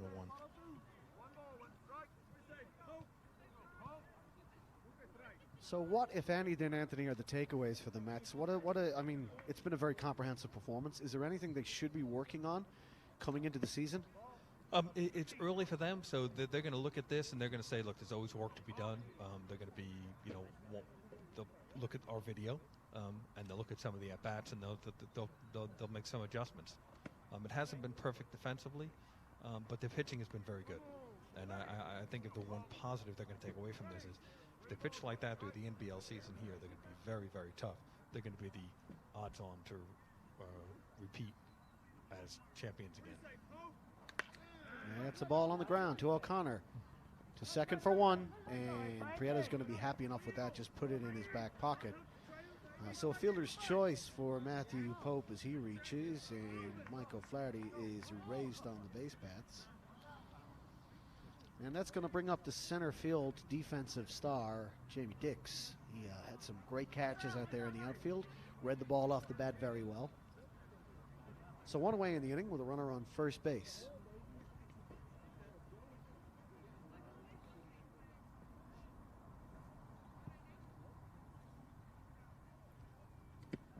Yeah, it's in for a strike. I think with the new pitcher, everybody coming up is just waiting until he throws you a strike. He's just seeing what he's got out there, and then, okay, I'll take my at-bat from 0-1. I'll see how it goes. And, you're bringing all these guys off the bench now. They've been sitting, and they want to, they want to impress the coach. They want to make sure they get their best chance. So they're not taking these at-bats lightly despite the score. Yeah, absolutely. And Jamie Dix just watches that one at his eye level for a ball. Squares the count 1-1. I think that's it. You get up off the bench, even in a blowout game, if you start swinging at stuff that's way up over your head or way down at your shoe tops, coach is going to notice that. He's going to notice that you're coming in, you're not taking these seriously. So every at-bat counts for these guys, particularly, one might say, these bench guys. Correct. And you know what? The people who have come off the bench for the Mets, the players, they're also, the Mets are also showing what a deep team they are. They've got a good core of players, and these players are coming off the bench and treating it seriously. Matthew Pope gets the uniform dirty there at first base, sliding back in. Mom's scratching her head going, aye, now I got to wash this thing, He's a grown-ass man. He can do his own laundry.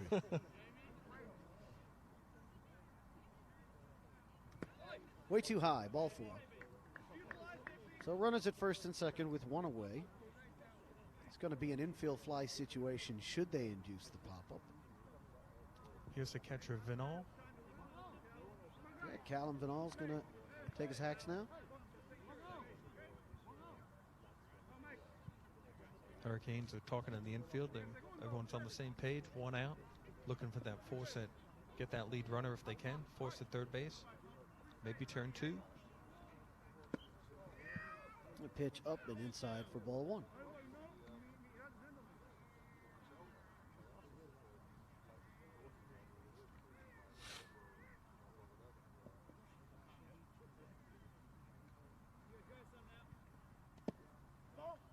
It's just low. So good movement. He's changing his spots around, but he's just not finding the zone. Almonte just holds that frame just a second too long. He's like, he does. Are you sure, Blue? Are you sure? It is late in the day and it is kind of cold, One of the things you can say about Haywood is you're not going to see a get me out of here strike zone. He is consistent as that one is fouled away from strike. Consistent at this stage. If I'm out there and I'm catching and my knees are cold and they're aching, he's consistent to the point of frustration. Well, hats off to the umpire. They're doing what they got to do. I don't know about you, but it's getting cold out here. Yeah, and I will say one thing about umpiring. I've done quite a bit of it in my time, and I was just outside for a ball. You don't get to get into the dugout for a half inning. You don't get to put back on your warm-up jacket and stay warm and have a sip of Gatorade and just chill out and talk to your mates. You are out there half inning after half inning. It is a long day. It is fouled away for another strike. No, and you can imagine that some of these umpires, I know they work as a crew and they'll swap around with who does home plate and so on and so on. But if they do 2 or 3 games in a day, they earn their stripes. Yeah, it is exhausting. I'll tell you something. There's nothing better when you have just finished a hard day's umpiring, where nobody appreciates you and everybody's giving you crap. Just go home, get into bed, and sleep. There's that ground ball they wanted, and to second for 1, and ooh. It's 2 outs.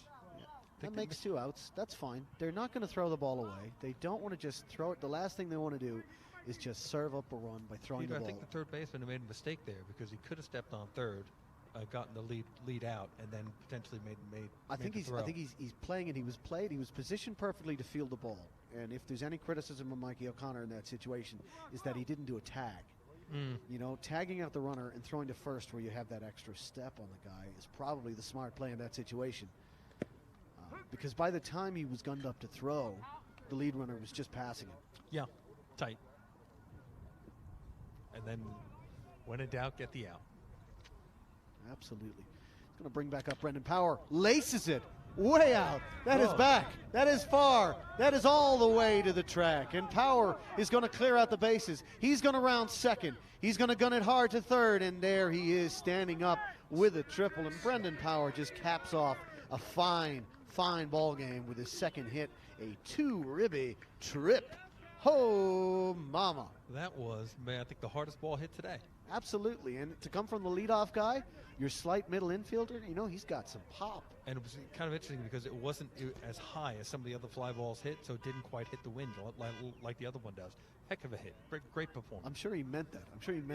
He's there at the plate going, if I hit this, I hit this 100 feet in the air, I saw him measuring it with his protractor, to try and get the angles right.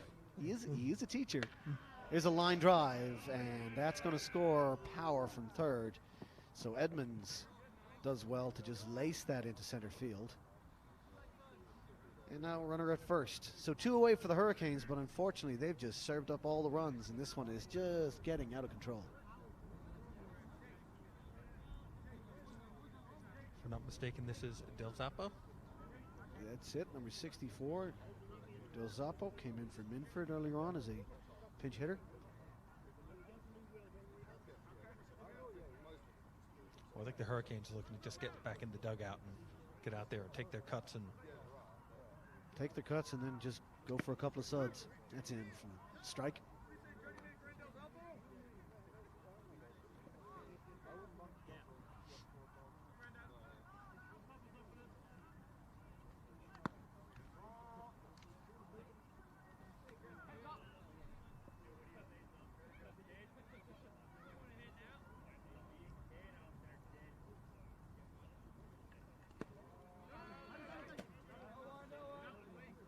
In the dirt, but no advance. I think the pitcher and the catcher might have gotten crossed up on that.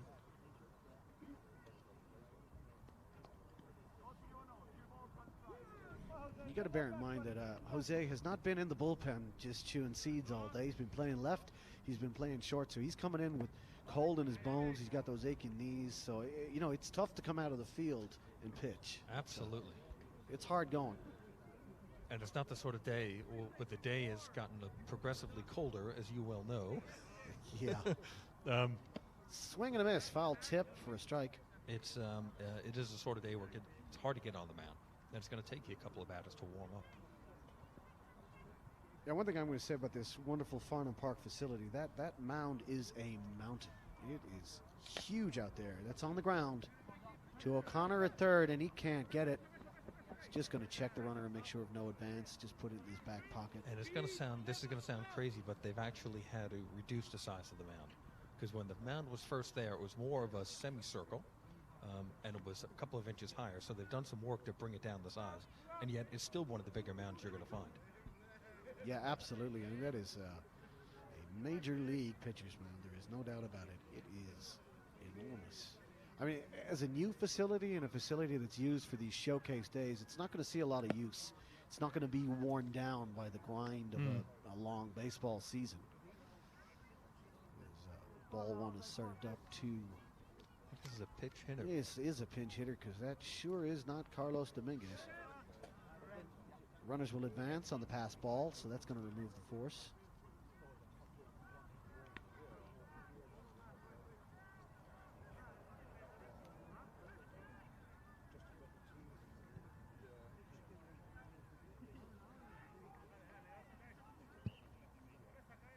That's Aiden Pierce back in for Carlos Dominguez. There is a high, towering pop-up. Marquez calls off the outfielder, makes the play, and the side is finally retired. But not after they add to their total. And they've added 3 runs to make it 14 zip. So we're going to go to the top of the last. The Hurricanes just looking to add some pride, just get out of here without being whitewashed to try and score a run.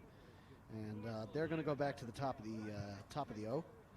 So it's it's an opportunity for the Hurricanes to have some fun. I want to see some smiling at bats. I think we all just want to get this ball game in the books now and get in there to the home plate bar and grill. And I am so cold. Any place where there's warmth.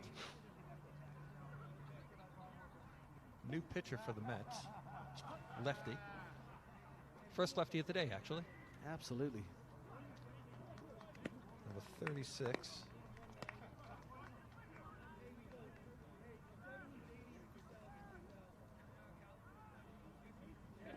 Just looking for his. Yeah, the pitcher is Nathan Kettle, who came in as a defensive upgrade and has had a couple of at-bats. He's been playing the outfield. Now he's in to close this one out. Low pressure situation for a guy coming in.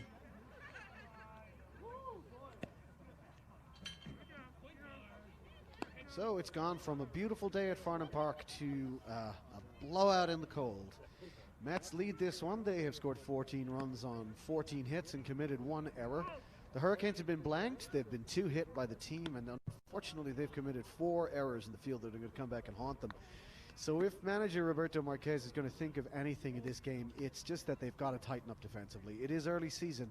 Both teams have committed fielding errors, but I think the Hurricanes have just really come back to haunt them. Brendan Scott was pegged with 3 or 4 unearned runs that he's not going to be too happy with.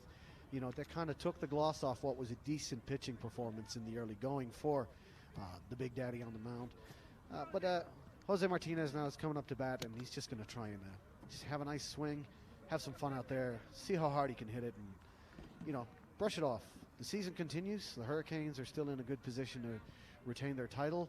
The quest this year is one for the left. They've won 5 championships already, so they're looking for that 6th ring. Well, I think the big win here is going to be baseball, and the fact that it's the first international game here, the fact that the teams are out here playing in good competitive spirit, and baseball's a tricky game.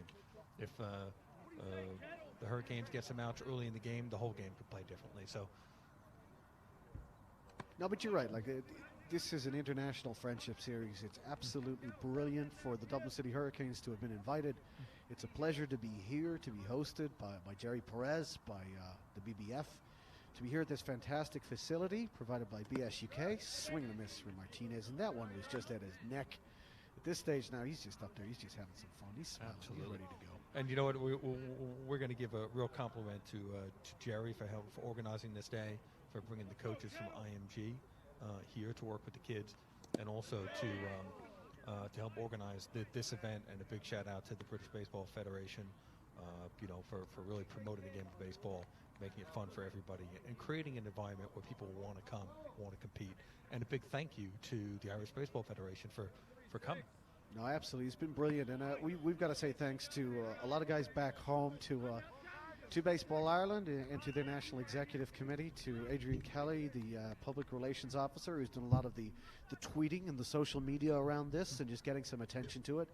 To everybody tuning in back home in Ireland, thank you for being with us, for staying with us. You don't have to feel the cold, but I feel you've been there with us every step of the way. And a big special shout out to Dublin City Hurricanes middle infielder and Team Ireland General Manager Chris St. Amante. He can't be here. He's watching back home with so many of our dear friends. We've got Ronald Pothurst watching in the Netherlands. We've got some guys watching back home. Chris Foy watching in Atlanta, Georgia. So big shout out to all the guys back home wherever you are. On the ground to third base, where it is just left there on the ground, and Martinez is aboard on the throwing error. So the Hurricanes have a base runner with no outs. That's going to bring up John Hensey. He was chatting to us just before the first pitch, where he said he's been working on his game. He's been developing part of his game. He's been developing his bunting over the last while. Yes. I don't know if we're going to see a sack bunt in this situation, but I think certainly it's something that he could drop down. Hensey has got the legs, he's got the speed, and if they're going to play deep on him, he might just drop one and see if he can get a single out of it. Well, he was saying this is natural with the hurling that he played as a young man. This is the bunting comes natural to him. So yeah, he was a hurling goalkeeper, so stopping a fast ball with the flat of his bat, that's in for a strike. He just watches that one. Well, I could tell the similarities between the Irish baseball and the English baseball is it's a small core group. The people are really into it. They're committed, and there's a lot of friendship, a lot of camaraderie, and they really want to, grow the sport. And no matter where they are in the world with the technology that YouTube and things like this have, they're watching somewhere. Yeah, absolutely. And Hensey's a big fan of California baseball. He likes. He's got a soft spot for the Dodgers. He's watched a lot of Giants games in his time as well. So he sort of grew up playing hurling and watching baseball, and then to discover he was playing five-a-side football with a friend from Venezuela named Jeremias Ocio, who's currently watching us in the States at the moment. And Jerry just said, you might like baseball. Why don't you come along and try it? And I think it's kind of underrated that there's so many people out there, and you just got to ask them, hey, you want to come along and play ball sometime? You want to have a catch? And you never know. You could have a new devotee to the sport right there.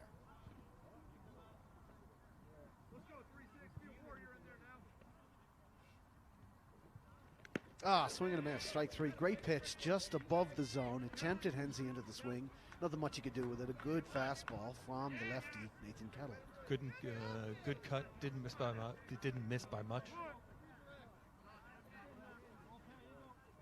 So one away on the inning. Base runner at first, and up comes Kelvin Almonte. Top of the order, if I'm not mistaken. Nope. No, he's the three-hole. Three-hole hitter, sorry. Yeah, absolutely. He's recorded one of 2 base hits for the Hurricanes so far.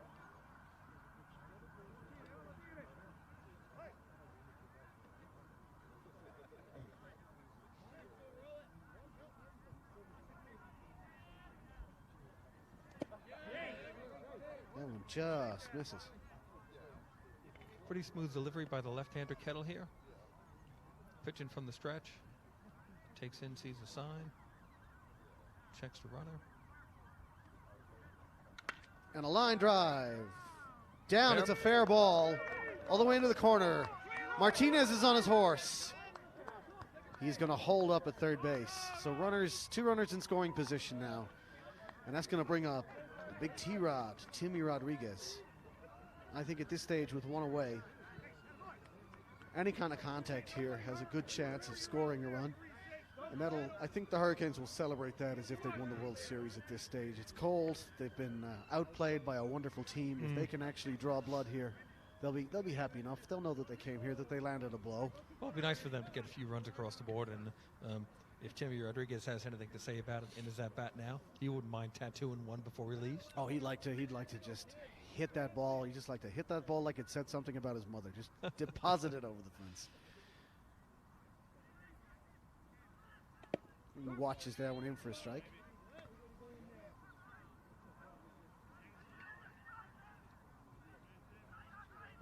You have quite a good Latin group of players. How does that come around? Is that a type of a Catholic connection, or what's happening? No. There's on the ground. That's out to third base. They're going to throw home, and that just squirts away. That's just a mental error is going to lead to an infield single and an RBI for Timmy Rodriguez. It was a play that the Mets didn't have to make. At the hot corner there, they're just thinking that they can preserve the shutout. And meanwhile, on that same throw, Timmy's going to scoot up to second base and keep 2 runners at second. But that's just where fundamental baseball is take the out. With a 14-run lead, you do not need that 0 up on the scoreboard. With 2 cold announcers on the sidelines, they should have taken the out. That's what I say. And the Hurricanes restore some pride with their first run of the ball game. Timmy Rodriguez gets the RBI. Congratulations to the Hurricanes, right? The game is 14-0. It's going to be a long road to come back, but they're not giving up. They are pushing it to the limit. Little pride on the way out of here. Congratulations. I swear to God, if we get extra innings out of this one, I'm just giving up. I'm just leaving it to you, Anthony. It's just yours. That's on the ground. Prieto's going to run it hard. You're going to check the runner. Not in time. And that's a good play by Kettle to just put it in his pocket. Yep. He didn't manage to get a handle on it the first time round. Just give up the infield single. There is no problem there. The runner doesn't score. But Marquez now has got the bases loaded. And if anything, that was a situation where they could have walked Prieto to get the force, so Yep. there's no damage done. No, fair. What did we say? No harm, no foul. So yeah, the connection with the Latin American cohort is that it actually comes from the fact that in Ireland we're actually quite renowned as a destination for English language colleges. So a lot of our Venezuelan compadres. And oh, that one squirts away. One run scores.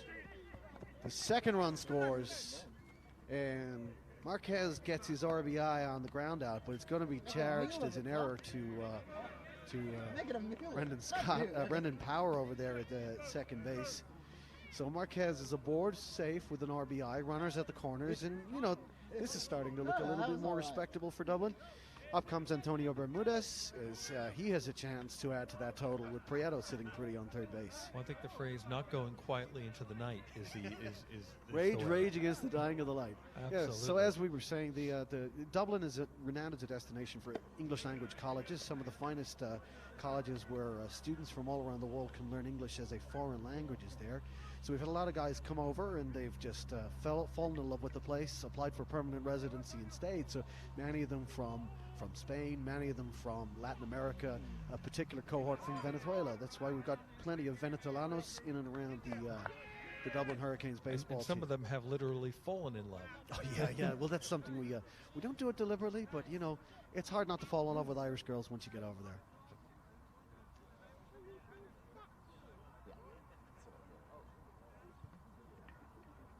So now Kettle facing Bermudez.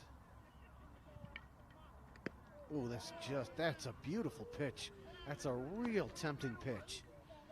That breaking ball high. He's just hoping to nip the top of the zone, but if he doesn't, he could induce the swing. It's something that's unique to left-handers. When they throw that curveball, it looks really terrific, and he didn't miss by much there. Oh, that's nice. That's close as well, and I don't know how Bermudez took on that one. This cold announcer thought that should have been a strike. No disrespect to the umpire. No, I think it's a very, very good call. It was just a little low, but Yeah, I it's think so you're right. tempting. Kettle wheels and deals. Popped up sky high. The catcher's trying to track it, and that one is going to be it's a foul ball. Oh, that was close. inches away from an out. Inches away, and a second life for Bermudez. Well, you know what? The ball was hit high, and there's a lot of wind here today, and it's hard to track those balls. No, it's hard, and especially if the ball is in any way scuffed, any way dirty, when it goes up into this gray sky, it's impossible to pick out from the clouds. Gray ball on a gray sky. Yep. I lost track of a gray ball on a gray day once, and I woke up with a broken cheekbone, broken nose, broken eye socket. Is that when you made the move to announcing? It was one of the indicators that perhaps the baseball career was coming to an end. Oh, just inside. Kettle has been all around the zone there. He's just nipping and nipping and nipping, and Bermudez is just hanging in there.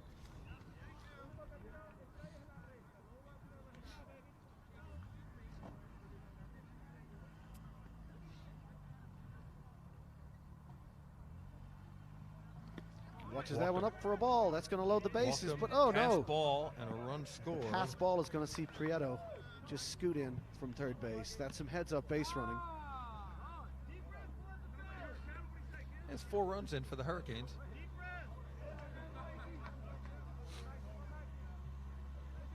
And I know the differential hasn't changed that much, but I think they're going to be much happier going home 14-4 than 10-0. It's the same difference, but at least you've gone out there and you've shown you can hang. No, exactly.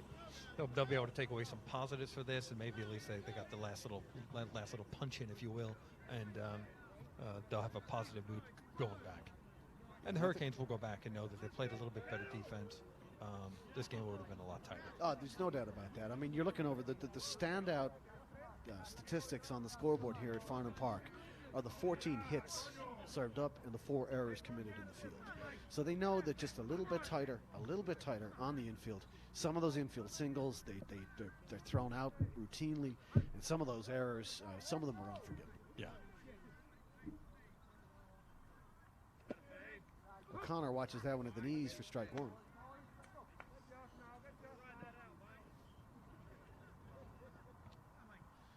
So one away. Runners on first and second. Seems like a long time ago when Jose Martinez struck out to lead off the inning. That's fouled away for a strike.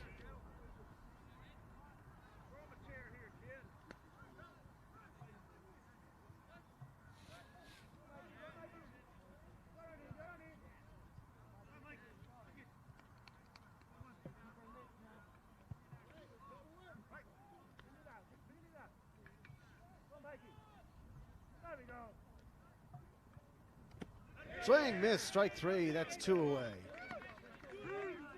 That's going to bring up Joey Zephyrin, and Kettle, as a lefty pitching to the lefty batter, has the platoon advantage here. This is the 9th batter of the inning. Let's see how we do.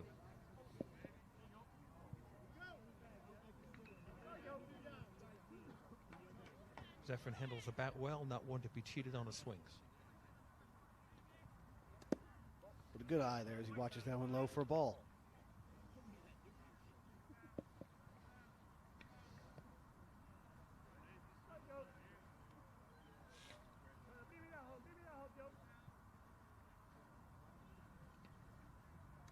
Big swing at that one. It was just over the letters. Not something he could do anything with, but he just thought it was going to fall right into his wheelhouse, so he took a hack at it. Look good on it. That's going to look good on the replay. Swinging for the fences, they call it.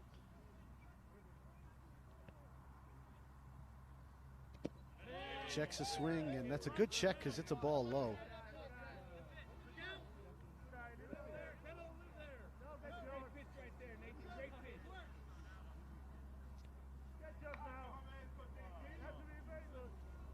I think the Mets are getting a little pensive here. They're ready to get this game over with as well. That one's on the ground to Kettle. Feels it. Underhands it to first, and the ball game is over. The hometown London Mets win that one on a score of... It's a foul ball. Oh, my goodness. That one was touched foul. We've got more baseball. A little bit more shivering to do, I think, is the way to... I was getting ready to out. I was halfway out of the mound. I was halfway over to the home plate bar and grill. I was done. I was shouting, yeah, can I get a... Exactly. Zephyrin digs in, second life, as that one was touched foul in the batter's box. And the wild pitch is going to advance the runners and put a ball onto Zephyrin's count.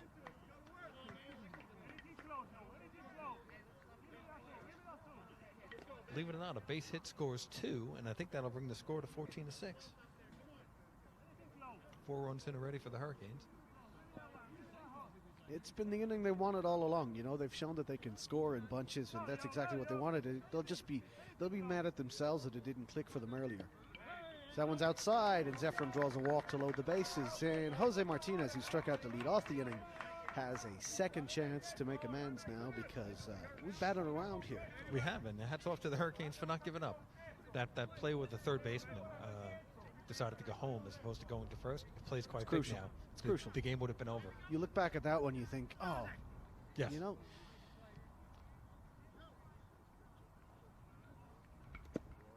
First pitch, strike at the knees. Martinez shakes his head. And Kelvin Almonte, with, no consequences at this stage, is just going to jaw about that one from the dugout. He's just going to let umpire Thomas Haywood know what he thinks. Ooh.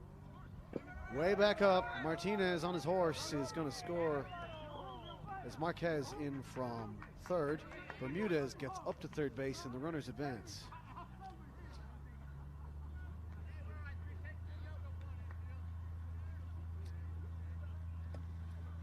Fifth run in the inning.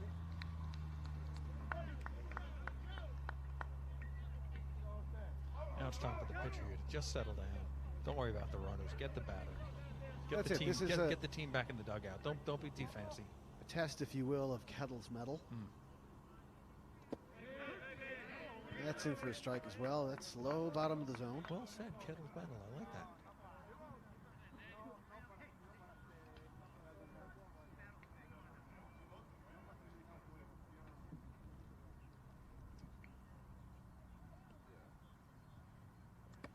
Swing, miss, strike three, ball game. So that one ends in a slightly more respectable 14-5. The winning team is the hometown London Mets. They win it on a score of 14 runs off of 14 hits. They committed one error in the field. The Hurricanes, they've scored 5, a very respectable 9th inning, but congratulations must go to the winners. The London Mets, the first ever winners of the inaugural Irish-British Baseball Cup. Well, it's been a pleasure to have a game today early in the season, and Peter, it's been great to have an afternoon with you and talking baseball and announcing a game.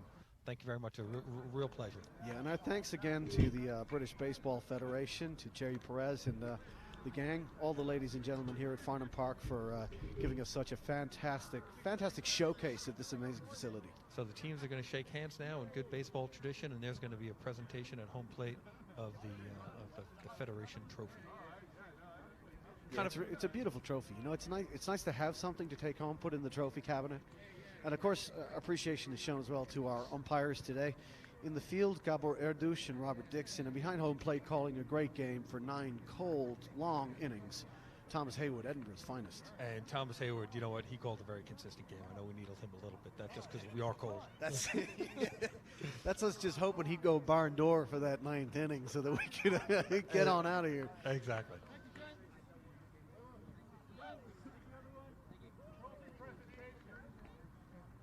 Got some of the umpires lining up for a photograph. Jerry Perez, the president of the British Baseball Commission. They got lots of guys shaking hands and jawing a little bit. And now they're just going to present the winning skipper, Drew Spence, and his team with the cup. You're right. It is after an exhibition game like this. It is something nice to be said, and you know what? Hopefully, as the years roll by, that they see more and more of this type of thing happening. And there we go. That's Drew Spencer, the Mets commissioner, but rather the Mets manager, being presented with the Federation Cup trophy, and that'll be something for the. You know, it's nice. It's nice to get an early season trophy. It's fantastic. So a huge shout out. Your winners of the London Mets. Your player of the game is the original starting pitcher, Rich Minford, excuse me. also, I think we'd agree the player of the game. Yeah, absolutely. Yeah. So he gets the W and player of the game honors. It's time to sign off, I think, after a very, very cold 9 innings. Thank you very much for being with us on YouTube all around the world. Anthony Baronello and Pete Kavanagh saying good night, God bless, safe home, Slán Awaya, and all the best. All the best. Thank you.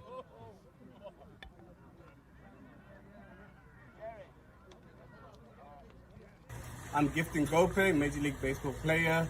Please support international baseball by subscribing to CBO TV.